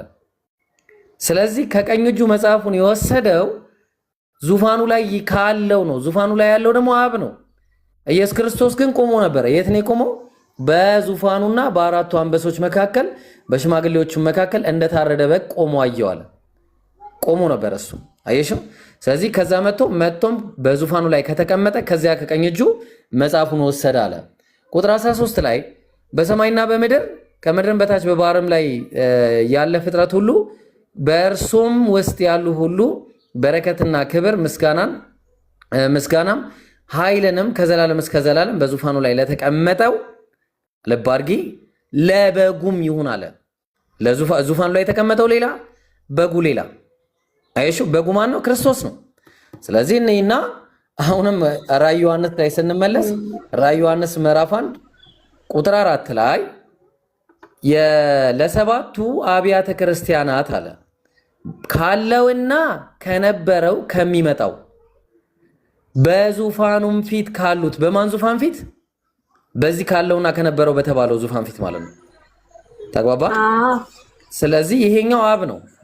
ግልጽ ነው። ይሄ አብ ነው። ከዛ ዙፋኑ ፊት ያሉት ከዛ ደግሞ ከምድርምና ከሙታንም በኩር የሆነው የተባለው ኢየሱስ ክርስቶስ ነው። ከዛ በኋላ ከሙታንም በኩር የምድር ነገስታት ገዢ ከሆነው ከኢየሱስ ክርስቶስ። ስለዚህ ጸጋና ሰላም ከሶስት አካላትን አቀረበ። አንደኛ በዙፋኑ ላይ ለተቀመጠው ለአብ፣ ሁለተኛ ለነዚህ ለሰባቱ መናፍስት ለሰባቱ መላእክት ማለት ነው፣ ሶስተኛ ደግሞ ለኢየሱስ ክርስቶስ። ግልጽ ነው። ከዛ ቀጠለ። እንግዲህ አሁን ያለውና የነበረው የሚመጣው አብ መሆኑን አይተናል ማለት ነው። እዚህ ጋር መንግስትም ለአምላኩና ለአባቱ ካህናት እንድንሆን ላደረገን አለ። አምላክ አለው፣ አባት አለው። ስለዚህ አሁንም ቀጥ ከዛ እንሆ አለ ከደመና ጋር ይመጣል ክርስቶስ። ዓይንም ሁሉ ያዩትን ያዩታል፣ የምድርም ነገስታት ሁሉ ስለ እርሱ ዋይ ዋይ ይላሉ። አሁን አሜን። 4 ነጥብ ዘጋ የክርስቶስን ነገር። ቀጠለ። ከዛ ያለውና የነበረው የቱ? ቁጥር 4 ላይ ያለው ይላል ስላለም ማለት ነው። ያለውና የነበረው የሚመጣው አለ። አየሽው? እዚህ ጋር ምን አለ? ካለውና ከነበረው ከሚመጣው አለ። ግልጽ ነው እኮ የሚመጣው ሲልም አሁን እንደዚህ ቀደም እኮ አየነው። ከነበረው ከሚመጣው አየነው። ቀደም አይተናል ስለ አብ መሆኑን። ስለዚህ ካለውና ከነበረው ከሚመጣው አለና ሁሉን የሚገዛ ጌታ አምላክ ደግሞ አለ። ማን ነው ሁሉን የሚገዛ ጌታ አምላክ ብለን ስንል እዛው ራዕይ ዮሐንስ አይ ቲንክ ምዕራፍ 22 ቁጥር 21 ይመስለኛል ካልተሳሳትኩኝ ማለት ነው። ኖ ምዕራፍ 21 ቁጥር 22 ሜቢ። እሺ ይኸው ሁሉን የሚገዛ ጌታ አምላክና በጉ መቅደሷ ናቸው ይላል። ማናማ? ሁሉን የሚገዛ ጌታ አምላክ እና በጉ። ሁሉን የሚገዛ ጌታ አምላክ ማን ነው? ማሂ አብ ነው አይደለ? አዎ። በጉ ማን ነው? በጉ ማን ነው? ኢየሱስ ነው በጉ፣ ኢየሱስ ክርስቶስ። ስለዚህ ዮሐንስ ራዕይ ምዕራፍ 1 ቁጥር 8 ላይ ምን አለ? ያለውና የነበረው ያለና የነበረ የሚመጣው ቁጥር 4 ላይ አግኝተነዋል። ሁሉን የሚገዛ ጌታ አምላክ ማነው? እሱ አብ አልፋና ኦሜጋ እኔ ነኝ ይላል። አለቀ እኮ በቃ ይኸው እሱ ነው ያለው። በቃ ኢየሱስ አንድም ቦታ ሁሉን የሚገዛ ጌታ አምላክ ተብሎ አያውቅም። አልፋና ኦሜጋም ተብሎ አያውቅም። እንዲሁም ደግሞ እንዳውም ምን አለ ኢየሱስ ክርስቶስን አስመልክቶ የማቴዎስ ወንጌል ላይ ምዕራፍ 4 ቁጥር 10 ላይ ቅድም ኡስታዝ ያስታወሰን ያን ጊዜ አንተ ሰይጣን ሂድ ለጌታ ለአምላክ ስገድ እሱን ብቻ አምልክ ተብሎ ተጽፏልና አለ። የተጻፈው ዘዳግም 13 ላይ ነው። ዘዳግም 6:13 አካባቢ የተጻፈው አሁን እንደገና ላሳይሽ የማቴዎስ ወንጌል ምዕራፍ 1 ቁጥር 31 ላይ የሉቃስ ወንጌል ምዕራፍ 1 ቁጥር 31 ላይ ምን አለ? እርሱም ታላቅ ይሆናል የልዑል ልጅም ይባላል፣ ጌታ አምላክም የአባቱን የዳዊትን ዙፋን ይሰጠዋል አለ። ጌታ አምላክ የተባለው ሌላ ነው። አየሽው? ለኢየሱስ ክርስቶስ ምን የሚሰጠው ስልጣን ምንድነው? ዙፋን የሚሰጠው የአባቱን የዳዊትን ዙፋን የሚሰጠው። ስለዚህ ራዕየ ዮሐንስ ምዕራፍ 1 ቁጥር 8 ላይ ያለውና የነበረው የሚመጣው ሁሉን የሚገዛ ጌታ አምላክ አልፋና ኦሜጋ ነኝ ይላል ያለው ስለ አብ እንጂ ስለ ወልድ ሽታውም የለም እዚህ ጋር። ይሄን ይመስላል። ሌላ ጥቅስ አለሽ?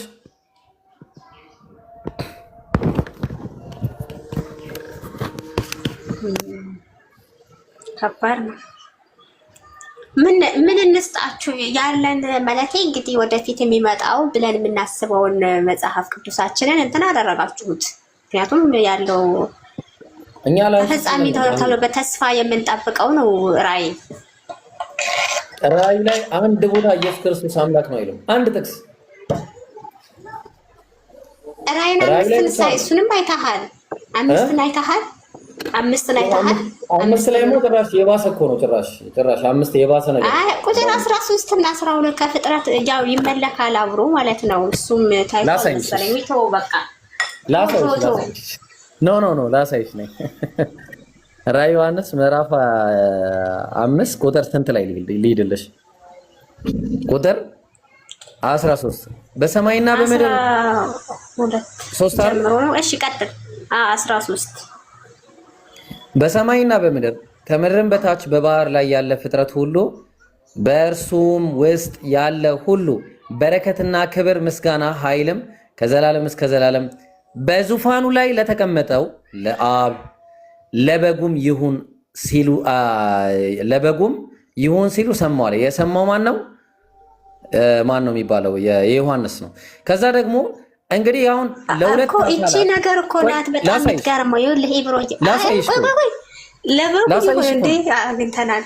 ቆይ መሳፍንት ላይ አሁን ከሺ አውሪ ችግር የለም አውሪ የሚል መሳፍንት ነው። እዚሁ ላይ ነው የምንፈራሰፈው። ይኸውልህ አሁን ለበጉ ይሁን ኦኬ ቆይ ለበጉ ይሁን ብሎ ዘግቷል። በዙፋኑ ላይ የተቀመጠው ማን ነው ነው ዋናው? በዙፋኑ ላይ የተቀመጠው አምላክ ብቻ ነው የሚቀመጠው። እሺ አንድ ጥያቄ ልጠይቅሽ።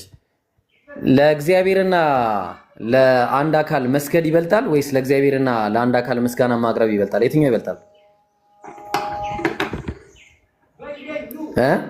ከሁለቱ የቱ ይበልጣል?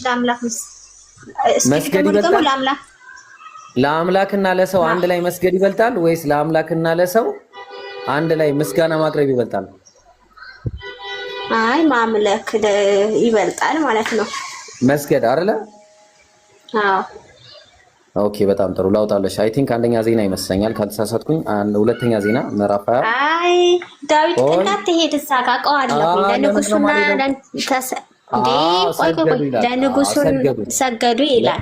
የሚገርም ነገር ቤተክርስቲያን ለንጉሱና ለእግዚአብሔር ለንጉሱና ለእግዚአብሔር ሰገዱ ማለት እግዚአብሔርንም ንጉሱንም አንድ ላይ ያመለኩ ነው ወይስ ንጉሱን ብቻ ማለት?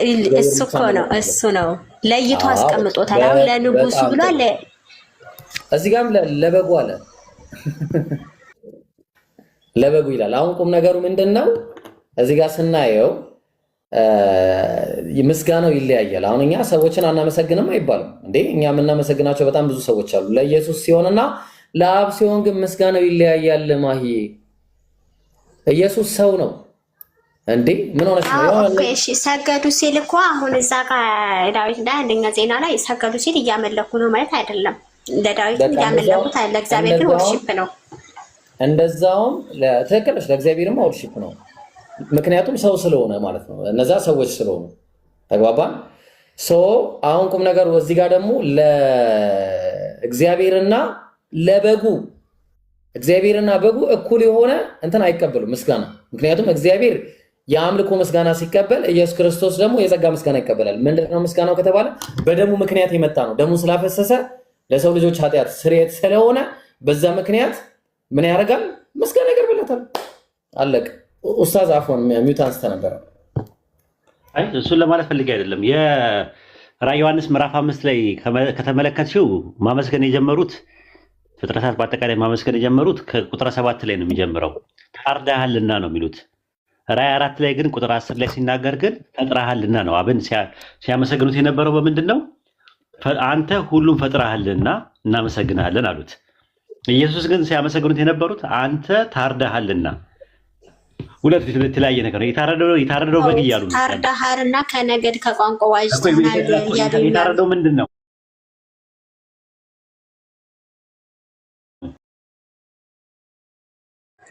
ነው የታረደው ኢየሱስ ቤዛችን ኢየሱስ ክርስቶስ። ምንድን ነው የታረደው? አይ መለኮት ነው የታረደው ወይስ ሰው ነው የታረደው? ጥያቄ እሱ ነው።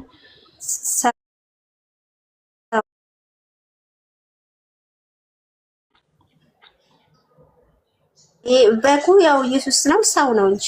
ገባኝ። ግን ገባኝ። በግ የተባለው ሰው ነው ወይስ መለኮት ነው? መለኮት አይደለም። እንዴት ነው መለኮት አይደለም? ዮሐንስ ወንጌል ምዕራፍ 1 ቁጥር 29 ላይ የዓለምን ሁሉ ኃጢአት የሚያስወግድ የማበግ ይለዋል። እግዚአብሔር በግ የአምላክ በግ ይለዋል። አምላክና በግ ስንት ናቸው?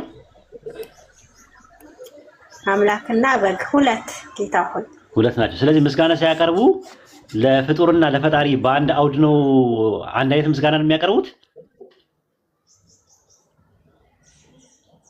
ማለት። በግ ሰው ነው እንግዲህ ብለሽኛል አይደለም ማለት ነው። እንደ ሰውኝነት ለፍጡር አሁን ለምሳሌ እንደዚህ እንደምታከብረው ነገር ምስጋና ልሰጠው ትችላለህ። እንደ ምስጋና ልሰጣለሁ በዙፋኑ ላይ ለተቀመጠው እና ለበጉ ይሆናል። አማርኛው እንደውም ለበጉም ነው የሚለው። ማለት ጥገኛ ምህላር ናት። ካይ የሚለውና ኤንድ የሚለውን የእንግሊዝኛውን ቃል የሚተካ ነው። በዙፋኑ ላይ ለተቀመጠው እና ለበጉም ይሁን ሲሉ በዙፋኑ ላይ የተቀመጠው አንድ አምላክ አለ። ለሱ የሚያቀርቡለት ምስጋናና በጉ ለተባለው ለፍጡሩ የሚያቀርቡለት ምስጋና የአምልኮ ምስጋና ነው ወይ ነው ጥያቄው። አይ የአምልኮ ምስጋና አይደለም። አንደኛ ዜና መዋዕል ምዕራፍ 29 ቁጥር 20 ላይ ምንድነው የሚለው? ጉባኤው ሁሉ ለአምላካቸው ለያህዌና ለንጉሱ ሰገዱ ይላል። ሰገዱ የሚለው አንድ ላይ ነው ያለው። ራሱ በጣም የሚከብደው ይሄኛው ነው። እንደውም ስግደት ነው። ለሁለቱም ነው ስግደት ያቀረቡት፣ ለንጉሱ ለዳዊትና ለአምላክም ጭምር ነው ያቀረቡት። ግን አንቺ ትለየዋለሽ። በምን ትለየዋለሽ? ምክንያቱም ዳዊት ሲታስበው ሰው ነው። ያህዌ ደግሞ አምላክ ነው፣ ፈጣሪ ነው። ስለዚህ ለያህዌ የሚሆነው የአምልኮ ነው ስግደቱ የሚሆነው፣ ለዳዊት የሚሆነው ደግሞ የአክብሮት ነው የሚሆነው ወይም የጸጋ ነው ብለሽ ነው የምታተረጉሚው። ራዕየ ዮሐንስም ላይ ምዕራፍ 5 ቁጥር 13 ላይም ያቀረቡት። ከዛ በኋላ ነው ቁጥር 14 ላይ 24 ሽማግሌዎች ምን አሉ? ሰገዱ ይላል አማርኛው ላይ። አዲሱ መደበኛ ትርጉም ሰገዱለት ነው የሚለው። ሰገዱ ለማን የሰገዱለት የሚለው ሲንጉላር ነው የሚጠቀመው። ለማን የሰገዱለት? ማይ እንግሊዝኛው ሰገዱለት ነው የሚለው፣ ግሪከኛውም ሰገዱለት ነው የሚለው። አዲሱ መደበኛ ትርጉም ሰገዱ፣ አማርኛው ሰገዱ ነው የሚለው። አውቀው ሰገዱለት የሚለውን አላስቀመጡትም አውቀው ሆን ብለው። ለምን ሰገዱ ከተባለ ለሁለቱም ሊሆን ነው። ግን የሚለው ምንድነው? ሰገዱለት ነው የሚለው አዲሱ መደበኛ ትርጉም ላይ። ለማን ነው የሰገዱለት? ሰገዱለት ነው የሚለው ያው ራዕይ 19:4 ላይ ወጣለት። ለንጉስ ራዕይ 19:4 ላይ ወጣለት። ከባድ ነው ግን እግዚአብሔርና እናንተ ግን ረብስ እኛ ፊት እኮ ስለማይቀርቡ ነው እንጂ ቢቀርቡ ብዙ ነገር ታያለሽ ገና። እሺ ያው አስገባው ገላትያን አስገባውና እንትን 24ቱ ሽማግሌዎችም አራት እንስሶችም በፊታቸው ተደፍተው በዙፋን ላይ ለተቀመጠው ለማይዳል ለእግዚአብሔር አሜን ሃሌሉያ እያሉ አሜን ሃሌሉያ እያሉ ምን አሉለት ይላል ሰገዱለት። በዙፋን ላይ የተቀመጠው ለእግዚአብሔር ነው ሲሰገድ የነበረው። ስለዚህ በዙፋን ላይ የተቀመጠው ነው የሚለው በጉ በዙፋን ላይ የተቀመጠ አይደለም አይደል እንዴ? በዙፋን ላይ የተቀመጠው እና ለበጉ ላይ የተቀመጠው አብ ከሆነ ከዛ አንፃር ነው። ከዛ በኋላ ቁጥር 5 ላይ አንብብላት እዛው ላይ ቁጥር 5 ላይ ምንድነው? ድምጽም እንዲህ ሲል ከዙፋኑ ወጣ ይላል። የማን ድምጽ ነው የወጣው? ማሂ ኦኬ የበጉ ሰርግ የበጉ እንዲህ ሲል ወጣ አይደል? በዙፋኑ መካከል ያለው በጉ ነው። የበጉ ድምጽ ወጣ። ምን ብሎ አለ? ባሪያዎች ሆይ እሱን የምትፈሩ ታናናሾች ታላላቆች ሆይ አምላካችንን አመስግኑ አለ። ማን ነው ያለው? የባሰ አታምጣ። ቆይ አምላካችንን አመስግኑ አለ ኢየሱስ። እዛ ላይ ሲሰግዱለት አየና ባሪያዎች ታናናሾች ሁላችሁ አምላካችንን አመስግኑ አለ ኢየሱስ። እንዴ አምላካችንን አመስግኑ አለ ኢየሱስ። አምላካችንን አመስግኑ ሲልሽ አንቺ ሄደሽ ኢየሱስን የምታመሰግኝ ከሆነ ችግር ውስጥ ነው ያለሽው ማለት ነው። ግልጽ ነው። ገላትያ የሚባለው ልጅ ኢብራሂም ኢየሱስ እንደሚመለክ ማስረጃ አለኝ እያለ ነው ያለው። ቀጥሉ ከሱ ጋር። አዎ ሰላም ናችሁ? ሰላም ብለናል። ሰላም። እስቲ ኢየሱስ እንግዲህ እንደሚመለክ ክርስቶስ እንደሚመለክ ቨርስ ልጠቁማችሁ ነው መጣሁት። እዚህ ጠቁመን እስቲ እባክህ። የዮሐንስ ወንጌል አስተምራቸው እስኪ ሄድበት ያስተምራል። የዮሐንስ ወንጌል 20 እሺ 28 ነው። አዎ ኢየሱስ ጭራሽ እዛ ጋር አምላክ ተብሎ አልተጠራም። ይገርማል። ቶፒክ ይጠበቅ አካሄድ ኢብራሂም እሱ ያለው እኮ የሚመለክበትን ነው ያለ አምላክ ኢየሱስ አምላክ ተብሏል። አይደለም ፖይንቱ እሱ መጀመሪያ ያለውን ነገር ነው አይደለም። ኢየሱስ የሚመለክበት ቲቶ 2:13 ቆይ አንዴ ገላትያ ያልከን ምንድነው? ኢየሱስ የሚመለክበትን ጥቅስ ልስጣችሁ ብለ ዮሐንስ ወንጌል ምዕራፍ 20 ቁጥር 28 ላይ ነው የጠቀስከው። እዛ ጥቅስ ላይ ስለ አመለከ ማን ያመለከው? ቶማስ። እስቲ ማስረጃ አምጣ። በቃ ቀጥሉ። አሁን አምልኮውን ጨርሱና ከዛ በኋላ ወደ አምላክነት ትሄዳላችሁ። እሺ አምጣሽ። ጌታ አምላክ ካለ እኮ ነገር ይሄ የሌለ ነገር እንዳታወራቢ ላላ ብለህ ሰገደለት እንዳትለኝ። ሂድ ቀጥል። ይሄው ጌታ አምላክም ብሎ መለሰለት ይላል። ጌታ አምላክ አምልከው ማለት ነው ብራዘር። ጌታ አምላክ ካለ ታዲያ ኢየሱስ አላለውም። አንተ ለምሳሌ አንድ ሰው መጥቶ በ10 ጣት ይፈርም ይነግራለሁ። ኢየሱስን አላለም። ጥያቄው እሱ አይደለም። ጥያቄው የገባኸው ኢየሱስ እንደሚመለክ ማስረጃ አለኝ ብላል። ማስረጃ እንደሚመለክ አምልኮ እንደሚቀርብለት አምልኮ የቀረበበትን ቦታ አሳየንና ከዛ በኋላ ደግሞ ወደዚህኛው እንመለሳለን። ችግር የለውም አታስብ። ይሄ ግልጽ የሆነ አማርኛ ያወራው መሰለኝ። አምላክና አምልኮ ምንድነው ልዩነቱ? አምላክ ተብሎ መጠራትና አምልኮ በጣም ይለያያሉ። በነገራችን ላይ ቢሆን እንኳን ማለት ነው። አምላክ ብዙ አይነት የአምላክ አይነት አለ። የጸጋ አምላክ አለ፣ የባህሪ አምላክ አለ። ገና ይለያል እሱ ራሱ። ግን አሁን ቁም ነገሩ ኢየሱስ ክርስቶስ ተመልኳል። የተመለከበት ጥቅስ አለኝ ብለን የገባው እሱን አሳየን። ከሌለ ደግሞ የለኝም በለኝና ኢየሱስ አምላክ መሆኑን ላሳየ በለኝ። አንድ እኮ ነው፣ አንድ ነው። አንተ ሲጀመር እንዴት ነው የምትከራከረው? አንድ አይደለም። መስገድ ያው ማምለክ ማለት ተሰገደለት የአምልኮ ስግደት ማለት ልትችል ትችላለህ። ከዛ ደግሞ አምልኮ ቀረበለት የሚል ነገር ልታመጣ ትችላለህ። ብዙ ነገሮች አሉ። ተግባባን? ይሄኛው እንደውም መሰለህ አንድ አካል ለምሳሌ አንድ አካል ተመለከ ካልክ እውነተኛ አምላክ መሆኑ ምናምን ያጠራጥራል። ለምሳሌ አንድ ሰው እኔ ዝም ብዬ ወስጄ ባመልከው እውነተኛ አምላክ ነው ማለቱ ያስጠረጥራል። ግን አምላክ ከተባለ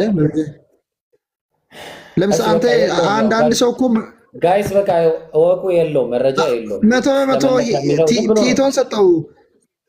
ቲቶ 2 ሰጠው። ቲቶ 2:13 እኮ ተመለከ ይላል። አምላካችን ይላል። እሱን ኢየሱስን አምላካችን ካለ ስለ አብ ነው የሚያወራው። እሱን ስለ አብ ነው የሚያወራው። ኢየሱስ አይ በጭራሽ ስለ አብ አያወራም። ስለ አብ ነው የሚያወራው። ስለ ኢየሱስ ክርስቶስ አያወራም። እናንተ አታምኑም። በእርግጠኝነት ታውቃለህ። ገላትያ ምን ሻርፕስ ሩል ታውቃለህ? እሱን አላውቅም። እኔ የማውቀው ኢየሱስ አምላክ መሆኑን ነው። አታውቅም እኮ የማታውቀው ነገር ስለሆነ እዛ ቲቶ ላይ ጭራሽ መሄድ የለብህም። ቶ አሁን ኢቨን ዮሐንስ እዚህ ዮሐንስ 28 ላይ ራሱ ብትመጣ እሱ ላይ ራሱ ይዛለሁ። ግን አሁን ይሁንና በቃ ያኛው የለም። እሺ ተመለከ የሚለው ኢየሱስ አምላክ መሆኑ ማስረጃ አለ። ኢየሱስ አምላክ መሆኑ ይሄው እኮ ቃሉ ነገር 28 እሺ 28 ተክሳለ 28 ኢየሱስ አምላክ ነው ይላል። ኢየሱስን ነው አምላኬና ጌታዬ ያለው። ታዲያ ማንን ነው ያለው? በቃ ለምሳሌ አሁን እኔ አንድ ሰውን እዚህ ጋር ለምሳሌ የሆነ ሰርፕራይዝ አምጥቶልኝ ይሄንን ቁርአን ኢብራሂም እንካ ብሎ ቢሰጠኝ አላህ እንዲህ ምናምን ብዬ በጣም ነው ተገረምኩኝ ማለት ነው። ይሄ ሰውዬ ቶማስ የኢየሱስ ክርስቶስን ትንሣኤና መነሳት ጉዳይ አላመነም ነበር እስኪያይ ድረስ ማለት ነው። ሰው ከዛ መጣና ኢየሱስ ክርስቶስ ና እጄን እዚህ ውስጥ አስገባ። ካስገባ በኋላ ሲያይ ጌታዬና አምላኬ አለ። ጌታዬና አምላኬ አለ ብሎ ተናገረ ብሎ ያኛው የዮሐንስ ጸሐፊ ምን አደረገ? እንትን ትረካ ነው እየሰጠን ያለ ነው። ኢየሱስ ክርስቶስን አለው የሚል ነገር የለም። ተራኪ ነው የተረከው። እዛ ጋር ከ29 ፕሩቭን ታገኘዋለህ። ከ29 ላይ እኮ ነገርኩህ። 29 ላይ ደግሞ ስላየኸኝ አምነሃል ይለዋል ክርስቶስ። ያየው እኮ ያመነው ምኑን ነው? መነሳቱን አይደለ? ኢየሱስን ስላመነ አይደል እንደ ያ ሰው የመለሰለት ለኢየሱስ ስለሆነ አይደል እንደ ምኑን ነው ያየውና ያመነው? ኢየሱስ ከሞት መነሳቱን በስጋ አየ። በቃ እናመሰግናለን። ስለዚህ ኢየሱስ አምላክ መሆኑን አይደለም ያመነው። እሺ ኢየሱስ በስጋ ከሞት አምላክ እንዳስነሳው አመነ። ከዛ በኋላ ምን ሆነ? እንደዛ ሚል የለም። እንደዛ ሚል ካገኘ እሺ አንዴ ምን ካገኘው ምን አሳየኝ። እሺ ኡስታዝ ገድ በጣም ዘፍጥረት ላይ ገላትያ ታስታውስ እንደሆነ ሎጥ ጋር የመጡት ሁለቱ መላእክቶች ታስታውሳቸዋለህ? እሺ እንግሊዝኛውን አንድ አንብብለት። ዘፍጥረት 19:19 እሺ 19:18 ላይ እሺ ወይ ትግርኛ አልኩት ግን እሺ ያ ኦሪት ዘፍጥረት እዚህ ጋር ምን ያለ መሰለህ? ኤንድ ሎት ሴድ አንቱ ዘም አለ ካለ በኋላ ምን አላቸው ይላል? ማይ ሎርድ አላቸው ይላል። ማንን ነው ማይ ሎርድ ያለው? መልአኩ አይደለም። ሎጥ ሂ ሴድ አንቱ ዘም አለ ለነርሱ አላቸው አለ። ምን አላቸው? ኦ ማይ ሎርድ አለ። ጌታዬ ሆይ አለ ይላል። ማለት ሲንጉላር ነው ራሱ። ጌታዬ ሆይ ያለው ማንን ነው? ወደ ማን ነው ያለው? ለማንን ነው ማይ ሎርድ ያለው? ሎጥ ያለው ሁለቱን ካየ በኋላ ነው እኮ። ማንን ነው ለማን ነው ያለው ነው የሚለው እዚህ ጋር ጥቅሱ በደንብ አበይ። ሎጥ ሴድ አንቱ ዘም ይላል። ለማን ነው ያለው? ለነሱ እኮ። እነሱ የተባሉት እነማን ናቸው? መላእክቶቹ ነው ማይ ሎርድ እያለ የሚናገረው። ሜቢ ይሄኛው መሰለህ ማይ ሎርድ እያለ በሲንጉላር የሚናገረው ማንን ነው? እሺ ቀጥልና እዛ ጋር ቢሆልድ ናው ዩር ሰርቫንት አለ። ባሪያን አትለፈው እያለ ያወራል። ዩር ሰርቫንት እያለ ባሪያን አትለፈው እያለ የሚያወራው ማንን ነው? ሁለቱ መላእክት ነው ወይስ የሁለቱ መላእክት ጌታና አምላክ ነው? እንዴ ብለህ ነው የምትወስደው እኮ። ጥያቄ ነው ጠየቀ እንዲገባ ነው። ዮሐንስ ወንጌል 28ን በቀላሉ እንተረዳው ነው። ገላትያዬ እሺ አብራራልኝ። አንተ እንዴት ነው የምታስበው? ሎጥ ኢንዲኬት የሚያደርገው እነሱን እያናገራቸው እዛው ላይ እያናገረ ያለው ማንን ነው? ጌታ ሆይ ባሪያን አትለፈው ምናምን እያለ የሚያወራው ማንን ነው ነው ጥያቄው። እኔ በእርግጠኝነት ሎጥን አንብቤ አይደለም። ሎጥማ ምኑ ይነበባል? ሰው እኮ ነው፣ መጽሐፍ አይደለም እሱ እኮ አውቃለሁ። ጀነሲስ ስለ ሎጥ አንብቤ አይደለም ነው የሚባለው። ያው ነው። እናንተ እንትን ነው በቃ የሆነ ስህተት ፈላጊ ናችሁ። ነው ስህተት መፈለግ አይደለም እኮ ለማስረዳት እኮ ነው፣ እንዲገባህ ነው። ኢብራሂም አመጣ። አሁን በግራመር ቢያመጣልህ ግራምፊ ሻርፕ ሩል የሚባል ህግ አለ። በዛ ህግ ለኢየሱስ እንዳልሆነ ማስረጃ በደንብ ማስረዳት ይችል ነበረ። ምንድነው ውስንነት አለ። አንተ ማጭበርበር ነው የሚሆነው። እውቀቱ የሌለው ሰው ጋር በዛ ጉዳይ ላይ ግሪክ መቻል አለብህ። ግሪክ ስለማችል ሊገባ በሚችለው ቋንቋ እያስረዳ ነው ያለው። አሁን ዮሐንስ ወንጌል ምዕራፍ 20 ቁጥር 28 ላይ እንግሊዝኛውን አውጣለት እዛው ላይ እንዲገባው። እሺ ያው ይታያል። እስቲ ቶማስ said to him, my Lord and my God. አየው ቶማስ ምን አለ ይላል? ቶማስ said to him ጌታዬ አምላኬ ወደ ማን ነው ያለው አለ? he said ወደ ማን ነው ያለው? ለሱ ሂም የተባለው ማን ነው? ወደ ኢየሱስ ሆኖ ግን ጌታዬና አምላኬ የሚለው ሌላ አካልን ነው። ልክ ማን ነው? ዘፍጥረት ምዕራፍ 19 ይሄን እርግጠኛ ማናችንማ እዚህ መከፋፈሉን እኮ ነው ማታውቀው። እዚህ ጋር አሁን ችግሩ አይደል እንዴ? ምክንያቱም እዛ ጋር ዮሐንስ ወንጌል ምዕራፍ 20 ቁጥር 17 ላይ ለመግደላዊት ማርያም ምንድነው ያላት? ኢየሱስ ወደ ማን ሄደሽ ምን ባያቸው አላት? ምንድነው ያላት? ታስታውስ እንደሆነ ወደ አምላኬና ወደ ምናችሁ ይላል።